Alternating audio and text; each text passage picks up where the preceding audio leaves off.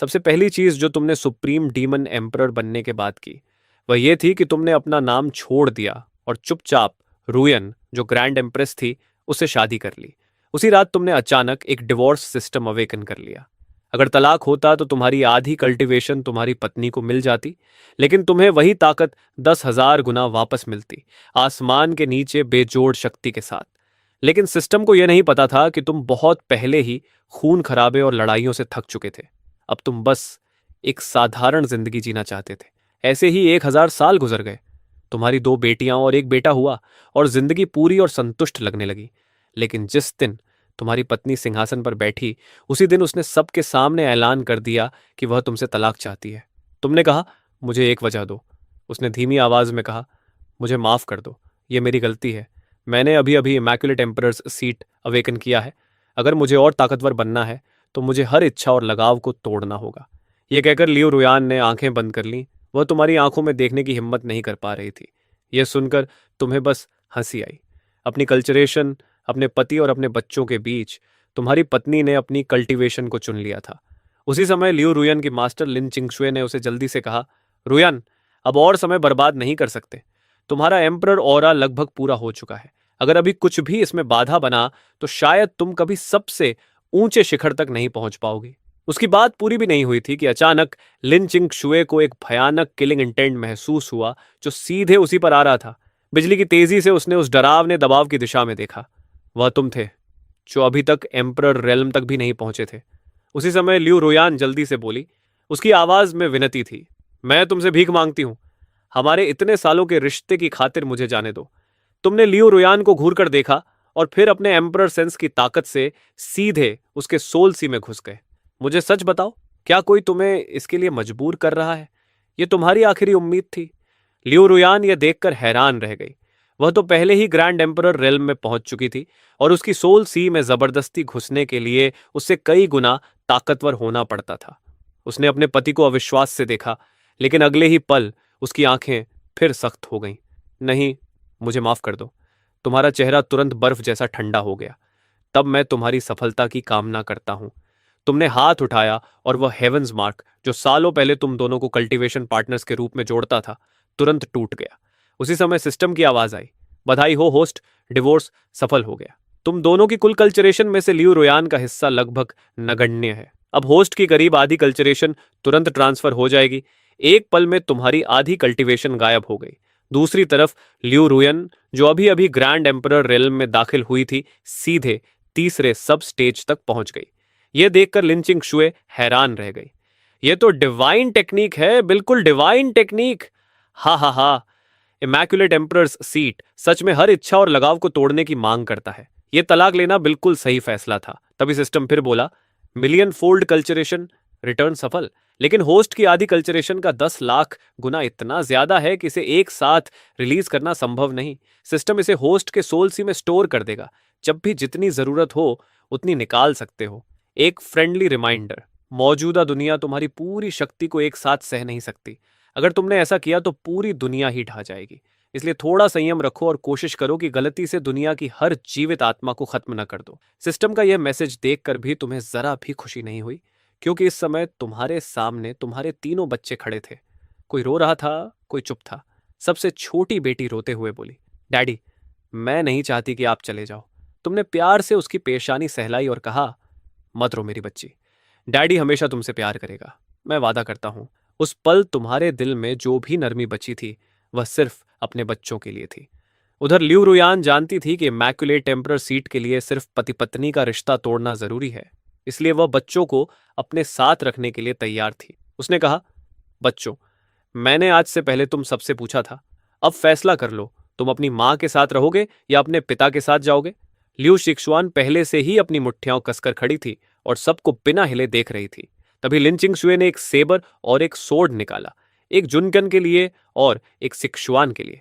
ये दोनों बेजोड़ हथियार तुम्हारी मां ने पहले से तुम्हारे लिए तैयार किए हैं। इस तरफ आओ और यह हथियार तुम्हारे हो जाएंगे। आगे से तुम्हारी मां ही तुम्हारा सहारा होगी। तुम्हारी नेचुरल टैलेंट और तुम्हारी मां के रिसोर्सेज के साथ तुम एक दिन जरूर एम्परर रेल्म तक पहुंचोगे। तभी लियू जुनकन, जो अब तक सिर झुकाए खड़ा था, अचानक घुटनों के बल गिर गया और बोला, फादर, मुझे माफ कर दीजिए, मैं माँ के साथ रहना चाहता हूँ। तुमने शांत होकर अपने बेटे के सिर पर हाथ रखा और कहा, अब से पिता तुम्हारी देखभाल नहीं कर पाएगा। अपनी माँ की बात मानना और मेहनत से ट्रेनिंग करना। यह कहकर वह उठकर लिू रुयन की तरफ चला गया। जैसे ही वह उसके पास पहुंचा, लिन चिंगशु ने तुरंत वह बेजोड़ सेबर उसके हाथ में दे दिया। लिू जुनचान की आंखें चमक उठीं, जैसे उसे दुनिया का सबसे बड़ा तोहफा मिल गया हो। तभी लिन चिंगशु ने जीत भरी मुस्कान के साथ लिू सिक्सवान की तरफ देखा और कहा, सिक्सवान जल्दी आओ, यह तलवार तुम्हारी है। यह सुनकर लिू सिक्सवान की मुट्ठियां और कस गईं। फिर वह धीरे धीरे उनकी तरफ चलने लगी। लेकिन जब वह लिू रुयान के सामने पहुंची तो उसने अपनी मां को लंबे समय तक घूर कर देखा, फिर अपने डरपोक छोटे भाई को तीखी नजर से देखा और बिना कुछ कहे मुड़कर सीधे तुम्हारी तरफ आ गई। फादर, आपकी बेटी हमेशा आपके साथ खड़ी रहेगी। अपनी बड़ी बेटी को देखकर तुम्हारे जमे हुए दिल में फिर से गर्माहट लौट आई। तुमने पूछा, शीशुआन, क्या तुम सच में पक्की हो? मां के सवाल के सामने लिू सिक्सुआन चुप रही। लिू रुयान ने फिर कहा, सिक्सुआन, तुम अभी छोटी हो। तुम्हें समझ नहीं है कि यह फैसला कितना बड़ा है। तुम्हें अपने भविष्य के बारे में सोचना चाहिए। अगर तुम अपने पिता के साथ जाओगी तो तुम्हारे पास एम्परर रियलम तक पहुंचने की कोई उम्मीद नहीं होगी। लियू शिशुआन ने ठंडे स्वर में जवाब दिया, मुझे किसी पर निर्भर होने की जरूरत नहीं। मैं अपनी मेहनत से एम्परर रियलम तक पहुंच सकती हूं। तभी लियू जुनकैन बोला, सिस। लेकिन उसकी बात पूरी होने से पहले ही लियू शिशुआन ने उसे काट दिया। अपना मुंह बंद रखो। एक शब्द और बोला तो आज से मेरा कोई भाई नहीं रहेगा। लियू शिशुआन ये बात अच्छी तरह जानती थी कि उनकी मां हमेशा कल्टीवेशन में डूबी रहती थी, जबकि उनके पिता का प्यार उनके लिए सच में असीम था। लियू शिक्षुआन की बात सुनकर लियू जुनकान ने सिर झुका लिया, लेकिन उसके दिल के अंदर अब भी उसे लग रहा था कि उसकी बहन बस अपने जज्बात में बहकर फैसला कर रही है। उनकी मां के रिसोर्सेज के बिना वे दोनों अपनी पीढ़ी के सबसे प्रतिभाशाली प्रोडिजी कभी नहीं बन सकते थे।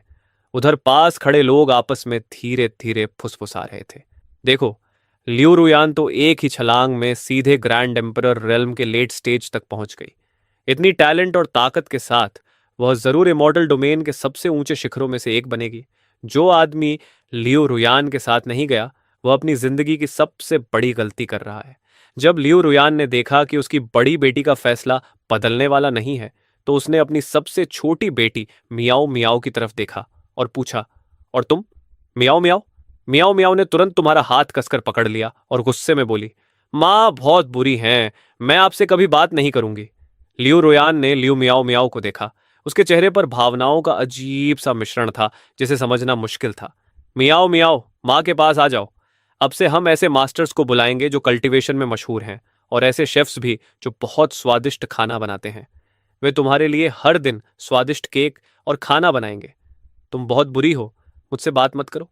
डैडी, चलो यहां से, मुझे यहां नहीं रहना। अपनी छोटी बेटी के टूटे हुए चेहरे को देखकर तुमने धीरे से कहा, मियाओ मियाओ, थोड़ी देर सो जाओ। डैडी को बस कुछ बातें कहनी है, फिर हम यहां से चले जाएंगे। तुम अपनी बात पूरी भी नहीं कर पाए थे कि मियाओ मियाओ तुम्हारी बाहों में ही सो गई। तुमने उसे अपनी बड़ी बेटी को संभालने के लिए दिया और ठंडी नजर के साथ लियो रुयान के पास जाकर खड़े हो गए। तलाक वाले उस पल को याद करते हुए तुम कुछ देर के लिए यह भी भूल गए थे कि आगे कौन सा रास्ता चुनना है। लेकिन जब तुम्हारी दोनों बेटियों ने बिना झिझक तुम्हारे साथ रहने का फैसला किया, तो तुम्हारे सामने फिर से एक रास्ता साफ हो गया। ग्रैंड एम्परर रियलम सच में काफी ताकत है। उम्मीद करता हूं कि एक दिन तुम्हारी ताकत मेरी दोनों बेटियों से भी आगे निकल जाए। तुमने इससे ज्यादा कड़वी बात नहीं कही। आखिर तुमने कभी इस औरत से पूरे दिल से प्यार किया था। लेकिन अगले ही पल तुमने हाथ बढ़ाकर लिन चिंगशू का गला पकड़ लिया। तुम अभी मेरे बच्चों को अपनी तरफ करने के लिए हर चाल चल रही थी। अगर तुम उसकी मास्टर ना होती और मेरे बच्चे यहां मौजूद ना होते, तो तुम अब तक मर चुकी होती। ये कहकर तुमने उसे ऐसे फेंक दिया जैसे कोई बेकार चीज हो। फिर अपने बेटे की तरफ देखा और कहा, फादर अब तुम्हारे साथ नहीं होगा, अपना ख्याल रखना। इसके बाद तुम अपनी साली और पुराने दोस्त यी होंग के पास गए। इस बार जब मैं जा रहा हूं तो शायद वापस नहीं आऊंगा, इसलिए अलविदा। ये होंग ने तुम्हारी तरफ अपराध बोध भरी आंखों से देखा, क्योंकि जो दो बेजोड़ हथियार लिन चिंगशू ने अभी दिखाए थे, वे असल में ये होंग ने ही बनाए थे। चिंगेन, मैं भी यहां नहीं रहना चाहती, चलो हम साथ चलते हैं। तुमने सिर हिलाकर कहा, नहीं ये होंग, मैं डीमन डोमेन जा रहा हूं, मैं वहीं से आता हूं। हम वॉइस ट्रांसमिशन के जरिए संपर्क में रहेंगे।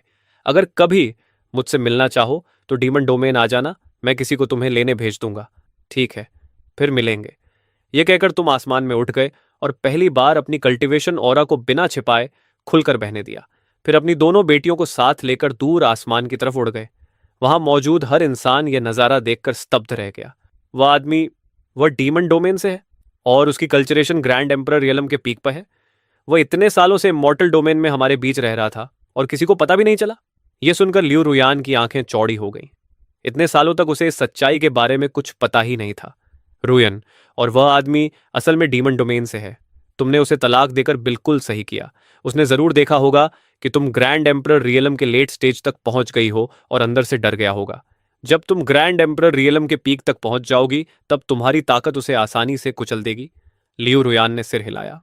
अब उसकी टैलेंट इतनी बढ़ चुकी थी कि पिछले 1 अरब सालों के सबसे महान डीमन एम्परर से भी वह ज्यादा पीछे नहीं थी।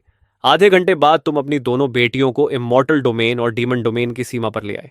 सिक्सुआन, मियाओ मियाओ आगे डीमन डोमेन है। क्या तुम दोनों को डर लग रहा है? डैडी हमारे साथ हैं, हमें कहीं भी डर नहीं लगता। हाँ, मियाओ मियाओ को भी डर नहीं लगता। यह सुनकर तुम मुस्कुराए और प्यार से दोनों बेटियों के सिर पर हाथ फेरा। और तुम्हें डरना भी नहीं चाहिए, क्योंकि तुम्हारे डैडी को बहुत समय पहले ही कोई हरा नहीं सकता। डैड, क्या सच में आपको कोई हरा नहीं सकता? आपने ही तो हमें सिखाया था कि हमेशा कोई ना कोई हमसे ताकतवर होता है और हमें कभी घमंड नहीं करना चाहिए। तुम दोनों को कभी घमंड नहीं करना चाहिए। लेकिन तुम्हारे डैडी थोड़ा अलग हैं, क्योंकि बाकी सब जिस ताकतवर इंसान से डरते हैं वह इंसान मैं ही हूं। यह सुनकर लियो शिशुआन हंस पड़ी और मुंह ढक लिया। डैडी, आप तो बड़े बेशर्म हो। हाँ हाँ, डैडी की बात में थोड़ा सच तो है। अपनी दोनों बेटियों को इतने खुश होकर हंसते देख तुम्हारे दिल के सारे अंधेरे पूरी तरह मिट गए। चलो, अब चलते हैं। डैडी तुम्हें डीमन डोमेन घुमाने ले जा रहे हैं। वहां बहुत सारा अच्छा खाना मिलता है। हाँ, काफी मिलता है। मुझे एक पुराना डीमन पता है, उसका खाना कमाल का होता है। लेकिन वहां जाने से पहले मुझे तुम्हें एक जगह ले जाना है। थोड़ी देर बाद तुम अपनी बेटियों को एक छिपे हुए वॉल्ट के अंदर ले गए। डैडी, ये जगह क्या है? ये डीमन डोमेन में मेरे पुराने समय का ट्रेजर वॉल्ट है। अभी जुनचान को एक बेजोड़ सेबर मिला है ना, तो अब डैडी तुम्हें भी तुम्हारे हथियार देने वाले हैं। तुमने आसपास की खाली जगह की तरफ जोर से आवाज लगाई। शाओ ही जी, तुम कहाँ चले गए? मैंने तुम्हें यहीं रहकर इस जगह की रखवाली करने को कहा था। मैं काफी देर से यहां हूं और तुम्हारा कोई पता नहीं। आखिर में तुमने एक इनकैंटेशन पढ़ा और अगले ही पल लावा के अंदर से एक लंबी तलवार और काले ऑनिक्स आर्मर का एक पूरा सेट बाहर निकल आया। ये वही ब्लड डियर बैटल आर्मर था जिसे पहनकर तुमने कभी पूरे डीमन डोमेन में धूम मचा दी थी। अब फिर से रोशनी में आने का समय है। अगले ही पल वह तलवार चमकते हुए तुम्हारे हाथ में आ गई। जिक्शुआन, इस बेजोड़ तलवार का नाम जूयू इमॉर्टल स्वॉर्ड है, लेकिन मुझे इसका असली नाम साओ जिंचो ज्यादा पसंद है। आज डैडी यह तलवार तुम्हें दे रहे हैं। फिर तुमने तलवार से कहा, साओ जिंचो, ये मेरी प्यारी बेटी है। आज से तुम इसकी सेवा करोगे, समझे? तलवार हल्के से कांपी, जैसे उसने हामी भर दी हो। तुमने इशारा किया कि लियू शिक्सुआन तलवार ले ले, लेकिन उसने सिर हिला दिया। यह तलवार बहुत कीमती है, मैं इसे नहीं ले सकती, और अभी मेरी कल्टीवेशन भी इतनी नहीं कि मैं ऐसी तलवार के लायक हूं। वह हैरान थी, क्योंकि इस तलवार की औरा उसके भाई की बेजोड़ सेबर से 1000 गुना ज्यादा ताकतवर थी। तुम मुस्कुराए और कहा, नहीं शिक्सुआन, तुम्हें चिंता करने की जरूरत नहीं। सिर्फ मेरी बेटी होने और मेरा खून अपने अंदर रखने की वजह से इस दुनिया में ऐसी कोई चीज नहीं है जिसके तुम लायक ना हो। सिर्फ वही चीजें जिनकी तुम्हें जरूरत नहीं। यह सुनकर जिक्सुआन हंस पड़ी। उसने कहा, डैडी, आपने अभी जो कहा वह काफी कूल था, लेकिन किसी तरह थोड़ा मजेदार भी लग रहा है। ऐसा क्यों? तुम मुस्कुराकर बोले। तो फिर इसकी आदत डाल लो, क्योंकि डीमन डोमेन में तुम्हारे डैडी को अपनी इमेज थोड़ी बदलनी पड़ेगी। यहाँ की दुनिया ज्यादा कठोर है। इमॉर्टल डोमेन की तरह यहाँ नियम और शिष्टाचार ज्यादा मायने नहीं रखते। यहाँ बस एक ही बात चलती है, जिसकी मुट्ठी सबसे ताकतवर वही कानून। फिर तुमने कहा, इसलिए डैडी के पास तुम्हारे लिए कुछ चीजें हैं। तुमने तलवार सीधे अपनी बड़ी बेटी के हाथों में रख दी। फिर तुमने अपनी छोटी बेटी लू मियाओ मियाओ की तरफ देखा और कहा, मियाओ मियाओ, डैडी के पास तुम्हारे लिए भी कुछ अच्छा है। उसी पल वह आर्मर अचानक छोटा होने लगा और धीरे धीरे मियाओ मियाओ के पास आ गया। उसने उसे देखकर कहा, क्या ये मियाओ मियाओ के लिए है? ये तो बहुत बदसूरत लग रहा है। ये सुनते ही आर्मर हल्का सा कांप गया। तुम हंसी रोकते हुए बोले, ब्लड डियर बैटल आर्मर, सुना तुमने? मेरी बेटी को तुम्हारा अब भी वाला रूप पसंद नहीं आया। खुद को बदलकर कुछ ऐसा बना लो जो किसी बच्चे को पसंद आए। अगले ही पल काला ब्लड डियर बैटल आर्मर बदलकर गुलाबी रंग के आर्मर में बदल गया। लू मियाओ मियाओ तुरंत खुश हो गई। तुमने आर्मर की तरफ अंगूठा दिखाकर कहा, मियाओ मियाओ, अब पसंद आया? उसने चमकती आंखों से कहा, पसंद? मुझे तो बहुत ज्यादा पसंद आया। तुमने कहा, अच्छा तो अब तुम इसे अपना नया नाम दे सकती हो। तुम इससे बात भी कर सकती हो, इसे किसी भी रंग में बदल सकती हो, इसे इनविजिबल कर सकती हो, बड़ा छोटा बना सकती हो, जैसा तुम्हें पसंद हो। मियाओ मियाओ हैरान होकर बोली, सच में ये सब कर सकता है? मुझे नाम सोचने दो। वह अपनी उंगली चबाते हुए सोचने लगी। फिर अचानक उसका चेहरा चमक उठा। मिल गया, मैं इसका नाम डोनट रखूंगी। जैसे ही यह नाम पड़ा, ब्लड डियर बैटल आर्मर दुखी होकर रोने जैसा करने लगा। यह देखकर तुमने जल्दी से आर्मर को थपथपाया और कहा, सुना तुमने, अब से तुम्हारा नाम डोनट है। अगले ही पल आर्मर खुशी से हंसने लगा। तुमने कहा, म्याओ म्याओ, देखो इसे नाम पसंद आ गया। उसने कहा, लगता तो ऐसा ही है। यह सब देखकर लुजिक सुआन कुछ पल के लिए पूरी तरह चुप हो गई। फिर तुमने लावा में हाथ डालकर कई डीमन कल्चरेशन मैनुअल्स निकाले जो उनकी ट्रेनिंग के लिए सही थे। जाने से पहले भी तुम सोच रहे थे कि शाओ हिजी आखिर गया कहाँ। तुमने उसे खास तौर पर यहां पहरा देने के लिए छोड़ा था और तुमने सोचा था कि वह तुम्हारी दोनों बेटियों की भी देखभाल करेगा, लेकिन उसका कहीं कोई पता नहीं था। सीक्रेट वॉल्ट से बाहर आने के बाद तुम अपनी बेटियों को मोलिंग सिटी ले आए, जहां एक बूढ़े हर्मिट की डीमन कल्टीवेशन टेक्निक उनके शरीर के लिए बिल्कुल सही लग रही थी। मोलिंग सिटी की मुख्य सड़क पर चलते हुए लू जिक्सुअन की आंखें हैरानी से खुली रह गईं। उसने कहा, फादर, डीमन डोमेन के शहर तो मेरी कल्पना से बिल्कुल अलग है। मुझे लगा था यहां हर जगह बस लड़ाई झगड़ा और मारकाट होती होगी। तुमने कहा, असल में डीमन डोमेन के शहर इमॉर्टल डोमेन के शहरों से इतने अलग नहीं है, बस कल्टीवेशन सिस्टम अलग है। तभी अचानक लू जिक्सुअन ने आसमान की तरफ देखकर कहा, फादर देखिए, ऊपर लोग लड़ रहे हैं। आसमान में उस समय कुछ आदमी, जिनके चेहरों पर बुरी मुस्कान थी, एक लाल कपड़े पहने औरत को घेर रहे थे। उनमें से एक बोला, भाइयों जल्दी करो, हमें इस लड़की को पकड़ना है, आज की रात मजेदार होने वाली है। दूसरा बोला, मजा बाद में, पहले ये देखो कि इसके पास क्या क्या चीजें हैं। हालांकि मानना पड़ेगा, ये दिखने में भी काफी अच्छी है। साफ था कि उन लोगों की नजर सिर्फ उस औरत की चीजों पर नहीं थी। तुमने अपनी बेटी से पूछा, क्या तुम उसकी मदद करना चाहती हो? तुम जानते थे कि तुम्हारी बेटी के दिल में न्याय की भावना बहुत मजबूत है। लुजिक्सुआन बोली, शायद मुझे इसमें दखल नहीं देना चाहिए। तुमने शांत होकर कहा, इतना मत सोचो, डैडी यहां है, और वैसे भी ये डीमन डोमेन की लड़ाई का अनुभव लेने का अच्छा मौका है। वह बोली, लेकिन मेरी कल्टीवेशन अभी भी इमॉर्टल रूइंस की है। अगर मैं लड़ूंगी तो क्या डीमन डोमेन के कल्टीवेटर्स मुझ पर हमला नहीं करेंगे? तुम्हारा चेहरा बिल्कुल शांत था।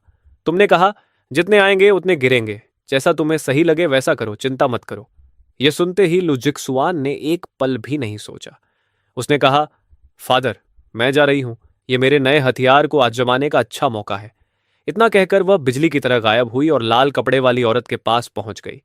उसने कहा, फेलो कल्टीवेटर, मैं मदद करने आई हूं। इतना कहकर उसने तलवार से एक ही वार किया।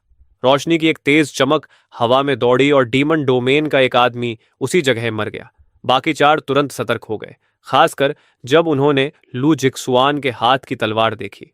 उनमें से एक बोला, यह तो एक पियरलेस सोर्ड लग रही है। थत, ये दोनों साथ में हैं।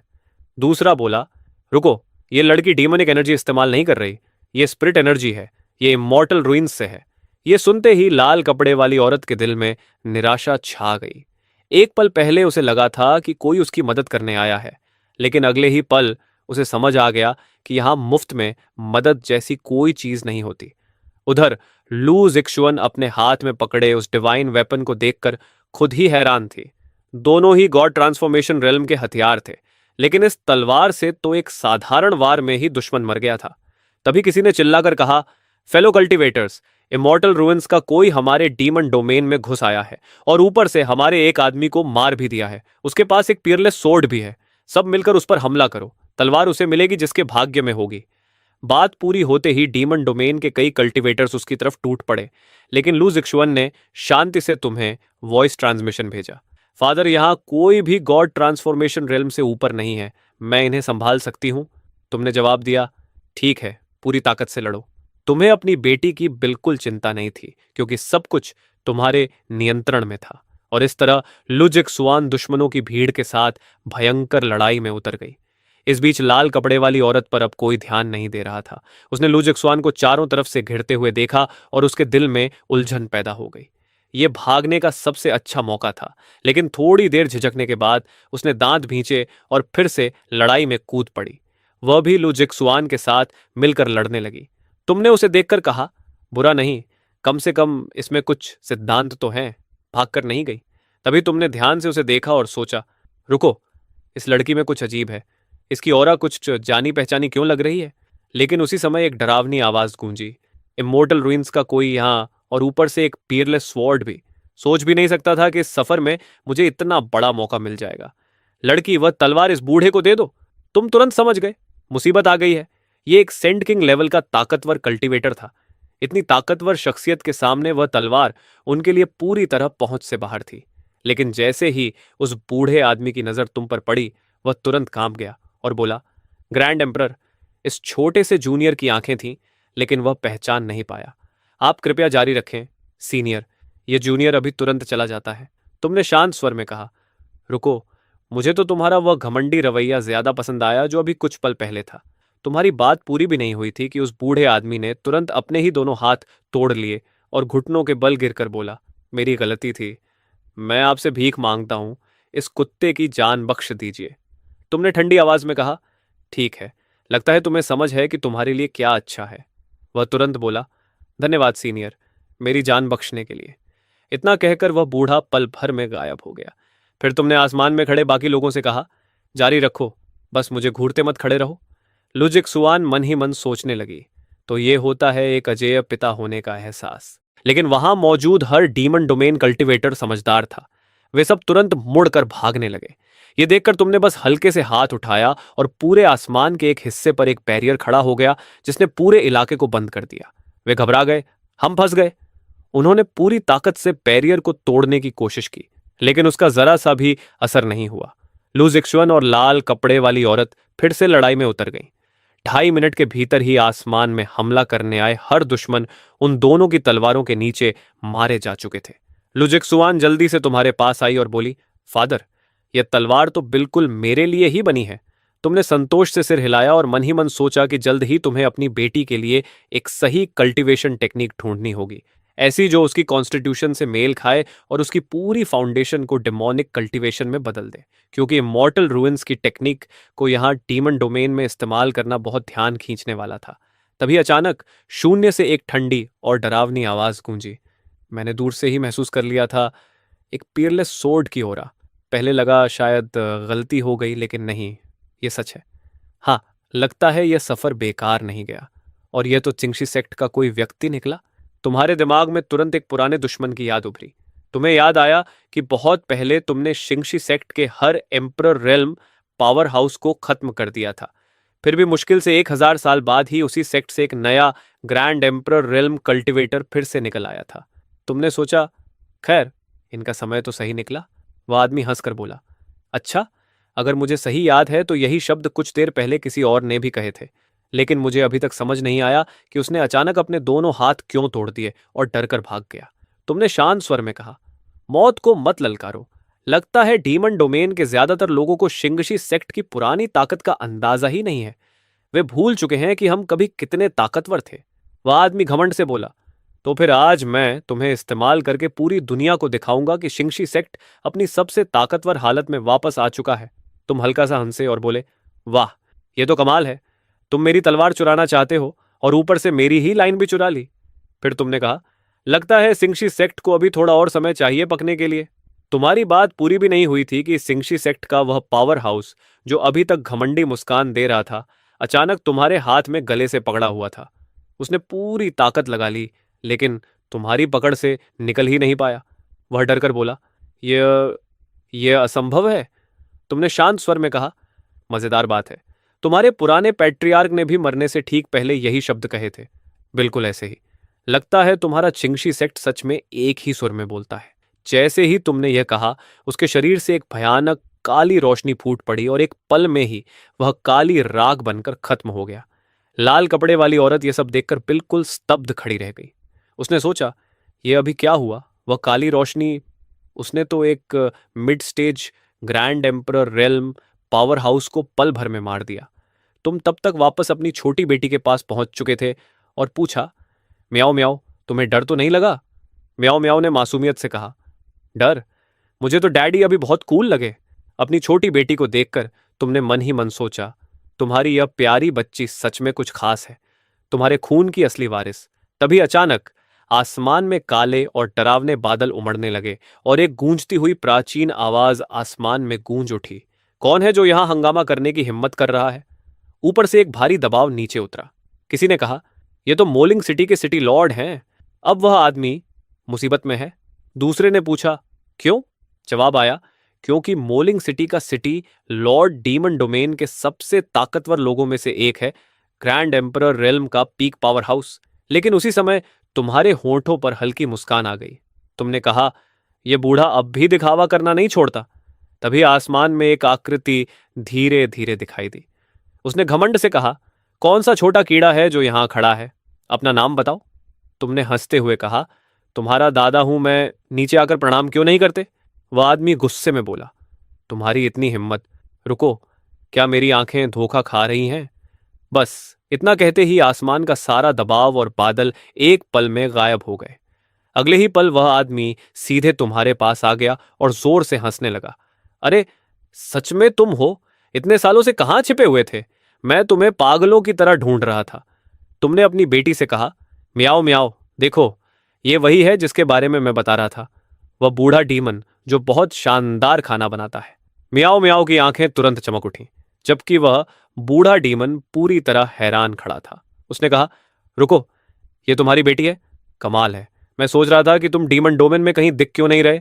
पता चला तुम इमॉर्टल रुइंस में जाकर औरतों के पीछे भाग रहे थे। यह सुनते ही तुमने उसे जोर से एक लात मार दी और कहा, बूढ़े बेवकूफ, अगर ठीक से बात नहीं कर सकते तो मुंह बंद रखो। लेकिन श्याओ शिंगई को बिल्कुल बुरा नहीं लगा, बल्कि उसे वही पुरानी अपनापन वाली भावना महसूस हुई। तुमने कहा, मैं इस बार वापस आ गया हूं और अब कहीं नहीं जाऊंगा। पहले मेरे लिए रहने की कोई सही जगह ढूंढो। मैं कुछ समय तुम्हारे साथ रहना चाहता हूं। वह तुरंत खुश होकर बोला, बहुत बढ़िया, अब तुम पलट नहीं सकते। जब से तुम डीमन डोमेन छोड़कर गए हो, मेरे पास बात करने के लिए कोई नहीं था, और अब देखो, तुम वापस आ गए हो और साथ में दो इतनी प्यारी बेटियां भी लाए हो। अब यहां कितनी रौनक रहेगी। तभी तुम्हें अचानक कुछ याद आया और तुमने कहा, नीचे आओ। लाल कपड़े वाली औरत के पास सोचने का भी समय नहीं था और अगले ही पल वह तुम्हारे सामने खड़ी थी। उसका शरीर डर से कांप रहा था। तुमने पूछा, तुम्हारा नाम क्या है? उसने झुककर कहा, सीनियर। इस जूनियर का नाम सन मिंगजी है। सन उपनाम सुनते ही तुम तुरंत समझ गए कि इस युवा लड़की की असली पहचान क्या है। तुमने उससे पूछा, क्या तुम्हारे पास कहीं जाने की जगह है? मेरी बेटी पहली बार डीमन डोमेन आई है, उसे यहाँ की ज्यादा चीजों का पता नहीं है। तुम दोनों लगभग एक ही उम्र की हो, इसलिए मुझे चाहिए कि तुम उसे यहाँ की जगह दिखाओ। सन मिंजी ने लियू जिक्सुआन की तरफ ऐसे देखा जैसे किस्मत ने उसे अचानक एक सहारा दे दिया हो। उसने तुरंत सिर हिलाकर कहा, हाँ। तुमने कहा, तो अब से तुम हमारे साथ रहोगी। थोड़ी देर बाद मोलिंग सिटी के बीचों बीच एक शांत आंगन में श्याओ शिंगई मुस्कुराते हुए बोला, बताओ, यह जगह कैसी लगी? मैं इतने सालों से यहां अकेला रह रहा था, अब जब तुम आ गए हो तो यह तुम्हारी है। तुमने आंगन को देखा और भौहें सिकोड़कर पूछा, क्या यह सच में तुम्हारा आंगन है? वह हंसकर बोला, क्या करूं, पहले मैं अक्सर तुम्हारे आंगन में आता था, इसलिए मैंने वही डिजाइन यहां भी बना लिया। तुम बेबस होकर हंस पड़े। तभी लियू म्याओ म्याओ ने अपना जोर से गुर्राता हुआ पेट थपथपाया और बोली, डैडी, मुझे थोड़ी भूख लगी है। तुमने श्याओ शिंगी की तरफ देखा और कहा, अब समय है कि तुम अपनी असली काबिलियत दिखाओ। वह जोर से हंसा। आखिर मौका मिल ही गया दिखाने का। मियाओ मियाओ, ग्रैंडपा श्याओ अभी जाकर सामान लेकर आता है। इतना कहकर वह वहीं से गायब हो गया। लेकिन अगले ही पल वह फिर आसमान में दिखाई दिया और उसके हाथों में एक इतना बड़ा डेमोनिक पीस्ट था कि पूरा आंगन ढक जाए। रात के खाने के बाद तुम और श्याओ शिंगई पैविलियन में बैठकर पी रहे थे। उसने कहा, बच्चे सब सोने चले गए हैं, अब मत छिपाओ, चलो पीते हैं। तुमने हल्की सांस छोड़ी। शिंगी बोला, हम दोनों एक दूसरे को दसियों हजार साल से जानते हैं। जब तुम्हारे दिल में कुछ होता है तो मैं एक नज़र में समझ जाता हूं। वैसे उन दोनों बच्चों की माँ तुम्हारे साथ क्यों नहीं आई? तुमने उसकी तरफ देखा लेकिन कुछ नहीं कहा। वह बोला, ठीक है, अगर नहीं बताना चाहते तो मत बताओ, इसे मैंने पूछा ही नहीं समझो। चलो पीते हैं, आज तब तक पिएंगे जब तक होश न रहे। उस पल तुम दोनों को किसी से बात करने की जरूरत थी। तुमने गहरी सांस लेकर कहा, उनकी माँ और मैं अलग हो गए। यह सुनते ही श्याओ शिंगई जमसा गया। उसने हैरानी से कहा, दुनिया में ऐसी कौन सी औरत होगी जो तुम्हें तलाक दे सके? मुझे तो समझ ही नहीं आ रहा। फिर तुमने उसे हाल ही में जो कुछ हुआ था सब कुछ विस्तार से बता दिया। सब कह देने के बाद तुम्हें अचानक अपने दिल में हल्कापन महसूस हुआ। लेकिन श्याओ शिंगई चुप हो गया। फिर बोला, दुनिया में इतनी मूर्ख औरत भी हो सकती है। उसे जरा भी अंदाजा नहीं कि उसने किस आदमी को खो दिया। शराब के असर में वह थोड़ा झुककर बोला, चिंगन, अगर कभी वह औरत समझ जाए कि गलती उसी की थी तो क्या तुम उसे माफ कर दोगे? आखिर वह बच्चों की मां है। तुमने उसे सीधे देखा और कहा, तुम मुझे सबसे बेहतर जानते हो। ऐसा सवाल तुम्हारे मुंह से नहीं आना चाहिए। वह तुरंत बोला, ठीक है, जो भी फैसला तुम करोगे मैं पूरी तरह तुम्हारे साथ हूं। फिर वह शरारती मुस्कान के साथ धीरे से बोला, वैसे यहां हर साल कुछ औरतें तुम्हें ढूंढने आती हैं, खासकर वह हवान यान। वह तो पिछले 1000 साल से पूरे डीमन डोमेन में तुम्हें ढूंढ रही है। मैंने सुना है कि वह तुम्हें ढूंढने इमॉर्टल रूइंस तक भी गई थी, लेकिन वहां गलती से अपनी पहचान एक डीमन डोमेन पावर हाउस के रूप में दिखा दी और वहां के ग्रैंड एम्परर रेल्म कल्टिवेटर्स ने उसे घेर कर हमला कर दिया।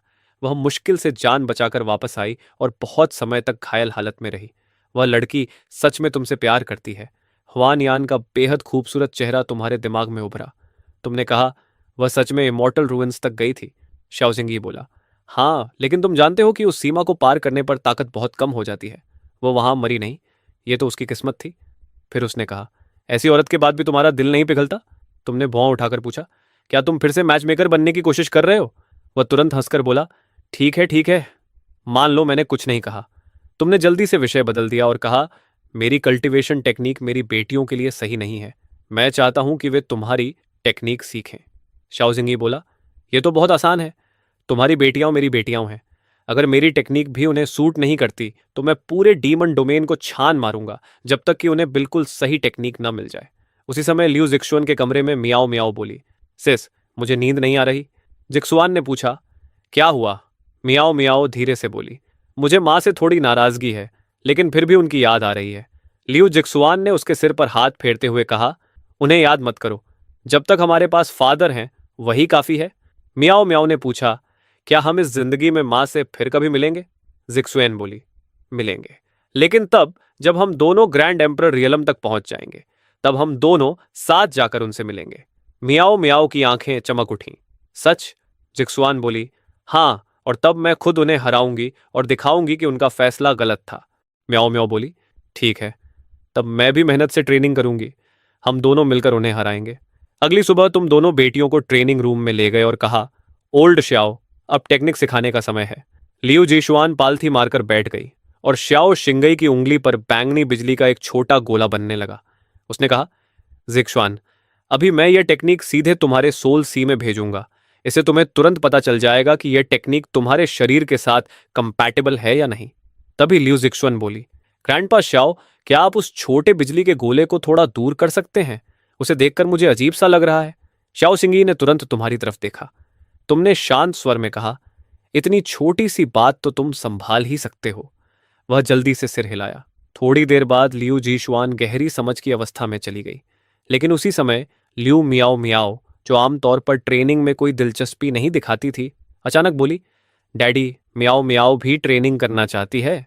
तुमने हैरानी से अपनी छोटी बेटी को देखा और कहा, ओल्ड श्याओ, मियो मियो को भी कोशिश करने दो। श्याओ शिंगई ने सिर हिलाया। टेक्निक देने के बाद उसने अजीब नजर से तुम्हें देखा और पूछा, जिक्सुआन कब से ऐसी है? तुमने कहा, बचपन से। वह बोला, तो मतलब बिल्कुल शू तियानफई जैसी? तुमने सिर हिलाकर कहा, इतनी भी नहीं, लेकिन यह दिमाग से जुड़ी चीज है, इसमें मैं कुछ नहीं कर सकता। श्याओ शिंगई हंसकर बोला, अरे, तुमने तो शू तियानफई को उसी स्वभाव की वजह से मना कर दिया था, और अब तुम्हारी अपनी बेटी भी वैसी ही निकली। तुमने कहा, बस करो। फिर तुम्हें अचानक कुछ याद आया और तुमने पूछा, अरे हाँ, मैंने तुमसे कल एक बात पूछनी भूल गया था। क्या इन सालों में तुम्हारी मुलाकात उस छोटे काले शरारती से हुई? श्याओ शिंगई बोला, हाँ, हुई थी, क्योंकि उसने मेरी सबसे ताकतवर तलवार थंडर फ्लेम स्वॉर्ड चुरा ली। यह सुनकर तुम्हारा चेहरा लाल हो गया। तुमने पूछा, फिर? वह बोला, फिर कुछ नहीं। सुनो, तुम्हें मेरी थंडर फ्लेम स्वॉर्ड वापस दिलानी होगी। तुमने कहा, लेकिन वह तो तुम्हारा कॉन्ट्रैक्ट बीस्ट है। मुझे तो यह भी नहीं पता कि वह अभी कहाँ है। तुमने कहा।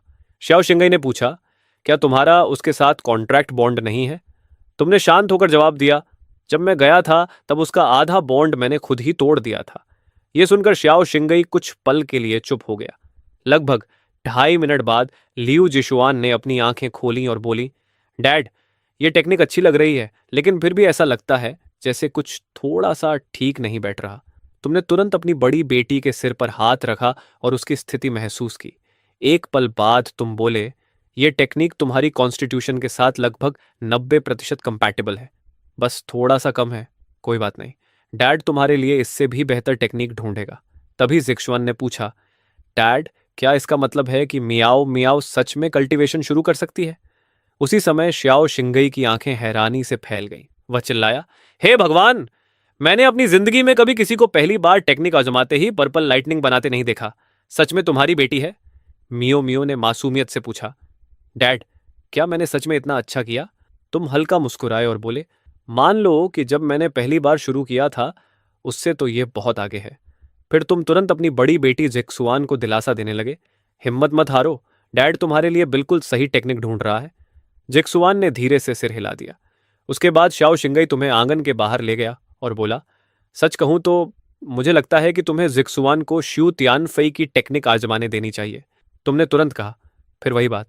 शाओ शिंगई बोला, इस बार मैं तुम्हारी पर्सनल लाइफ की वजह से नहीं कह रहा, मैं इसलिए कह रहा हूं क्योंकि उन दोनों का स्वभाव बहुत मिलता जुलता है। हो सकता है वह टेक्निक उसके लिए बिल्कुल सही हो। तुमने कुछ देर सोचा और पूछा, क्या तुम दोनों अभी भी संपर्क में हो? शाओ सिंगी बोला, क्या मेरे पास कोई और विकल्प है? हर सुबह ठीक 5 बजे मुझे उसे मैसेज भेजना पड़ता है कि तुम्हारे बारे में कोई खबर मिली या नहीं। अगर नहीं भेजूं तो वह मुझे बहुत बुरी तरह डांटती है, खासकर तब से जब उसकी तलवार चोरी हो गई। तुमने हल्की मुस्कान के साथ कहा, अब समझ आया, इतने सालों से तुम मुझे उसके साथ रहने के लिए क्यों कह रहे थे? तुम पर दबाव डाला जा रहा था। श्याओ शिंगई तुरंत बोला, ऐसा बिल्कुल नहीं है। तुमने कहा, ठीक है, उसे मैसेज भेजो, उसे यहां बुलाओ। यह सुनकर श्याओ शिंगई ने राहत की लंबी सांस ली। आखिरकार अब मुझे हर दिन वही मिशन नहीं करना पड़ेगा। लेकिन सिर्फ 15 मिनट बाद ही लियू म्याओ म्याओ ने खिड़की की तरफ इशारा करते हुए कहा, डैड, ये कितना अजीब है, अचानक बाहर बर्फ गिर रही है। उसी समय खिड़की के बाहर एक सफेद कपड़ों में लिपटी आकृति दिखाई दी। बाहर से आवाज आई, छोटे शिंगी, तुमने कहा था कि उस आदमी के बारे में कोई सुराग मिला है। मैंने भी उसके बारे में कुछ जानकारी ढूंढी है। शू तियानफई दरवाजे की तरफ बढ़ी, लेकिन अंदर जाने से पहले रुक गई, क्योंकि वह अपने कपड़े गंदे नहीं करना चाहती थी।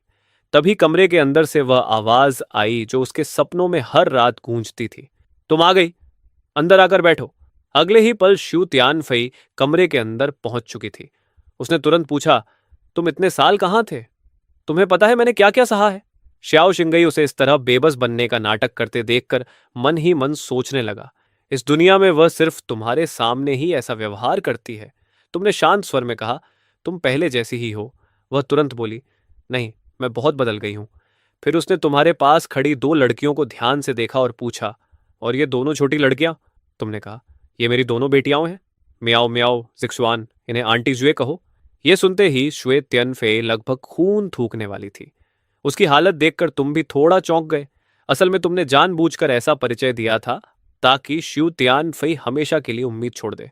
लेकिन तुमने नहीं सोचा था कि उसकी प्रतिक्रिया इतनी तीखी होगी। कमरे का माहौल अचानक अजीब हो गया। तुमने कहा, जिक्सुआन, अपनी बहन को कमरे में लेकर जाओ और खेलो। उसने कहा, ठीक है।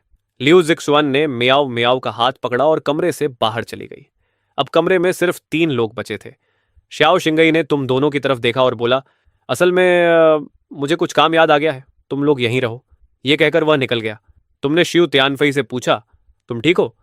उसने अपने होंठ के कोने से खून पोंछते हुए कहा, मैं ठीक हूं। तो तुमने चेन झू में शादी कर ली थी? तुमने सिर हिलाया। उसने कहा, 2 बच्चे, दोनों सुंदर, बिल्कुल तुम्हारे जैसे। श्याओ शिंगई दूर से ही समझ गया कि श्यू तियानफई दया पाने का नाटक कर रही है। उसने पूछा, तो बच्चों की मां कहाँ है? तुमने कहा, हम अलग हो चुके हैं। यह सुनते ही श्यू तियानफई का चेहरा अचानक चमक उठा। उसने मुश्किल से अपनी मुस्कान रोकी और बोली, अरे, यह तो बहुत बुरा हुआ। फिर उसने जल्दी से खुद को संभाला और पूछा, तो क्या तुम वापस जाने वाले हो? तुमने कहा, नहीं, जो हो गया वह हो गया। श्यू तियानफई तुरंत सहानुभूति दिखाने लगी। सही कहा, जब कोई रिश्ता टूट जाता है तो उसे वापस जोड़ना मुश्किल होता है, आगे बढ़ना ही बेहतर है। वैसे मुझे फर्क नहीं पड़ता कि पहले तुम्हारा किसी और औरत से रिश्ता था। अगर वह सब अब खत्म हो चुका है तो सब ठीक हो सकता है। और वैसे भी उन दोनों बच्चों की मां अब उनके साथ नहीं है। क्या तुमने कभी सोचा कि उन्हें एक सौतेली मां की जरूरत होगी? ये कहते हुए श्यू तियानफई का चेहरा लाल हो गया। श्याओ शिंगई ने यह देखा तो वह अंदर ही अंदर मुस्कुराने लगा। तुमने लंबी सांस लेकर कहा, जब समय आएगा तब देखा जाएगा। अभी मैं इन सब चीज़ों के बारे में नहीं सोच रहा। शू तियानफई ने तुरंत कहा। ठीक है, लेकिन जब भी तुम्हें बच्चों के लिए एक स्टेप मॉम की ज़रूरत हो तो मुझे बता देना।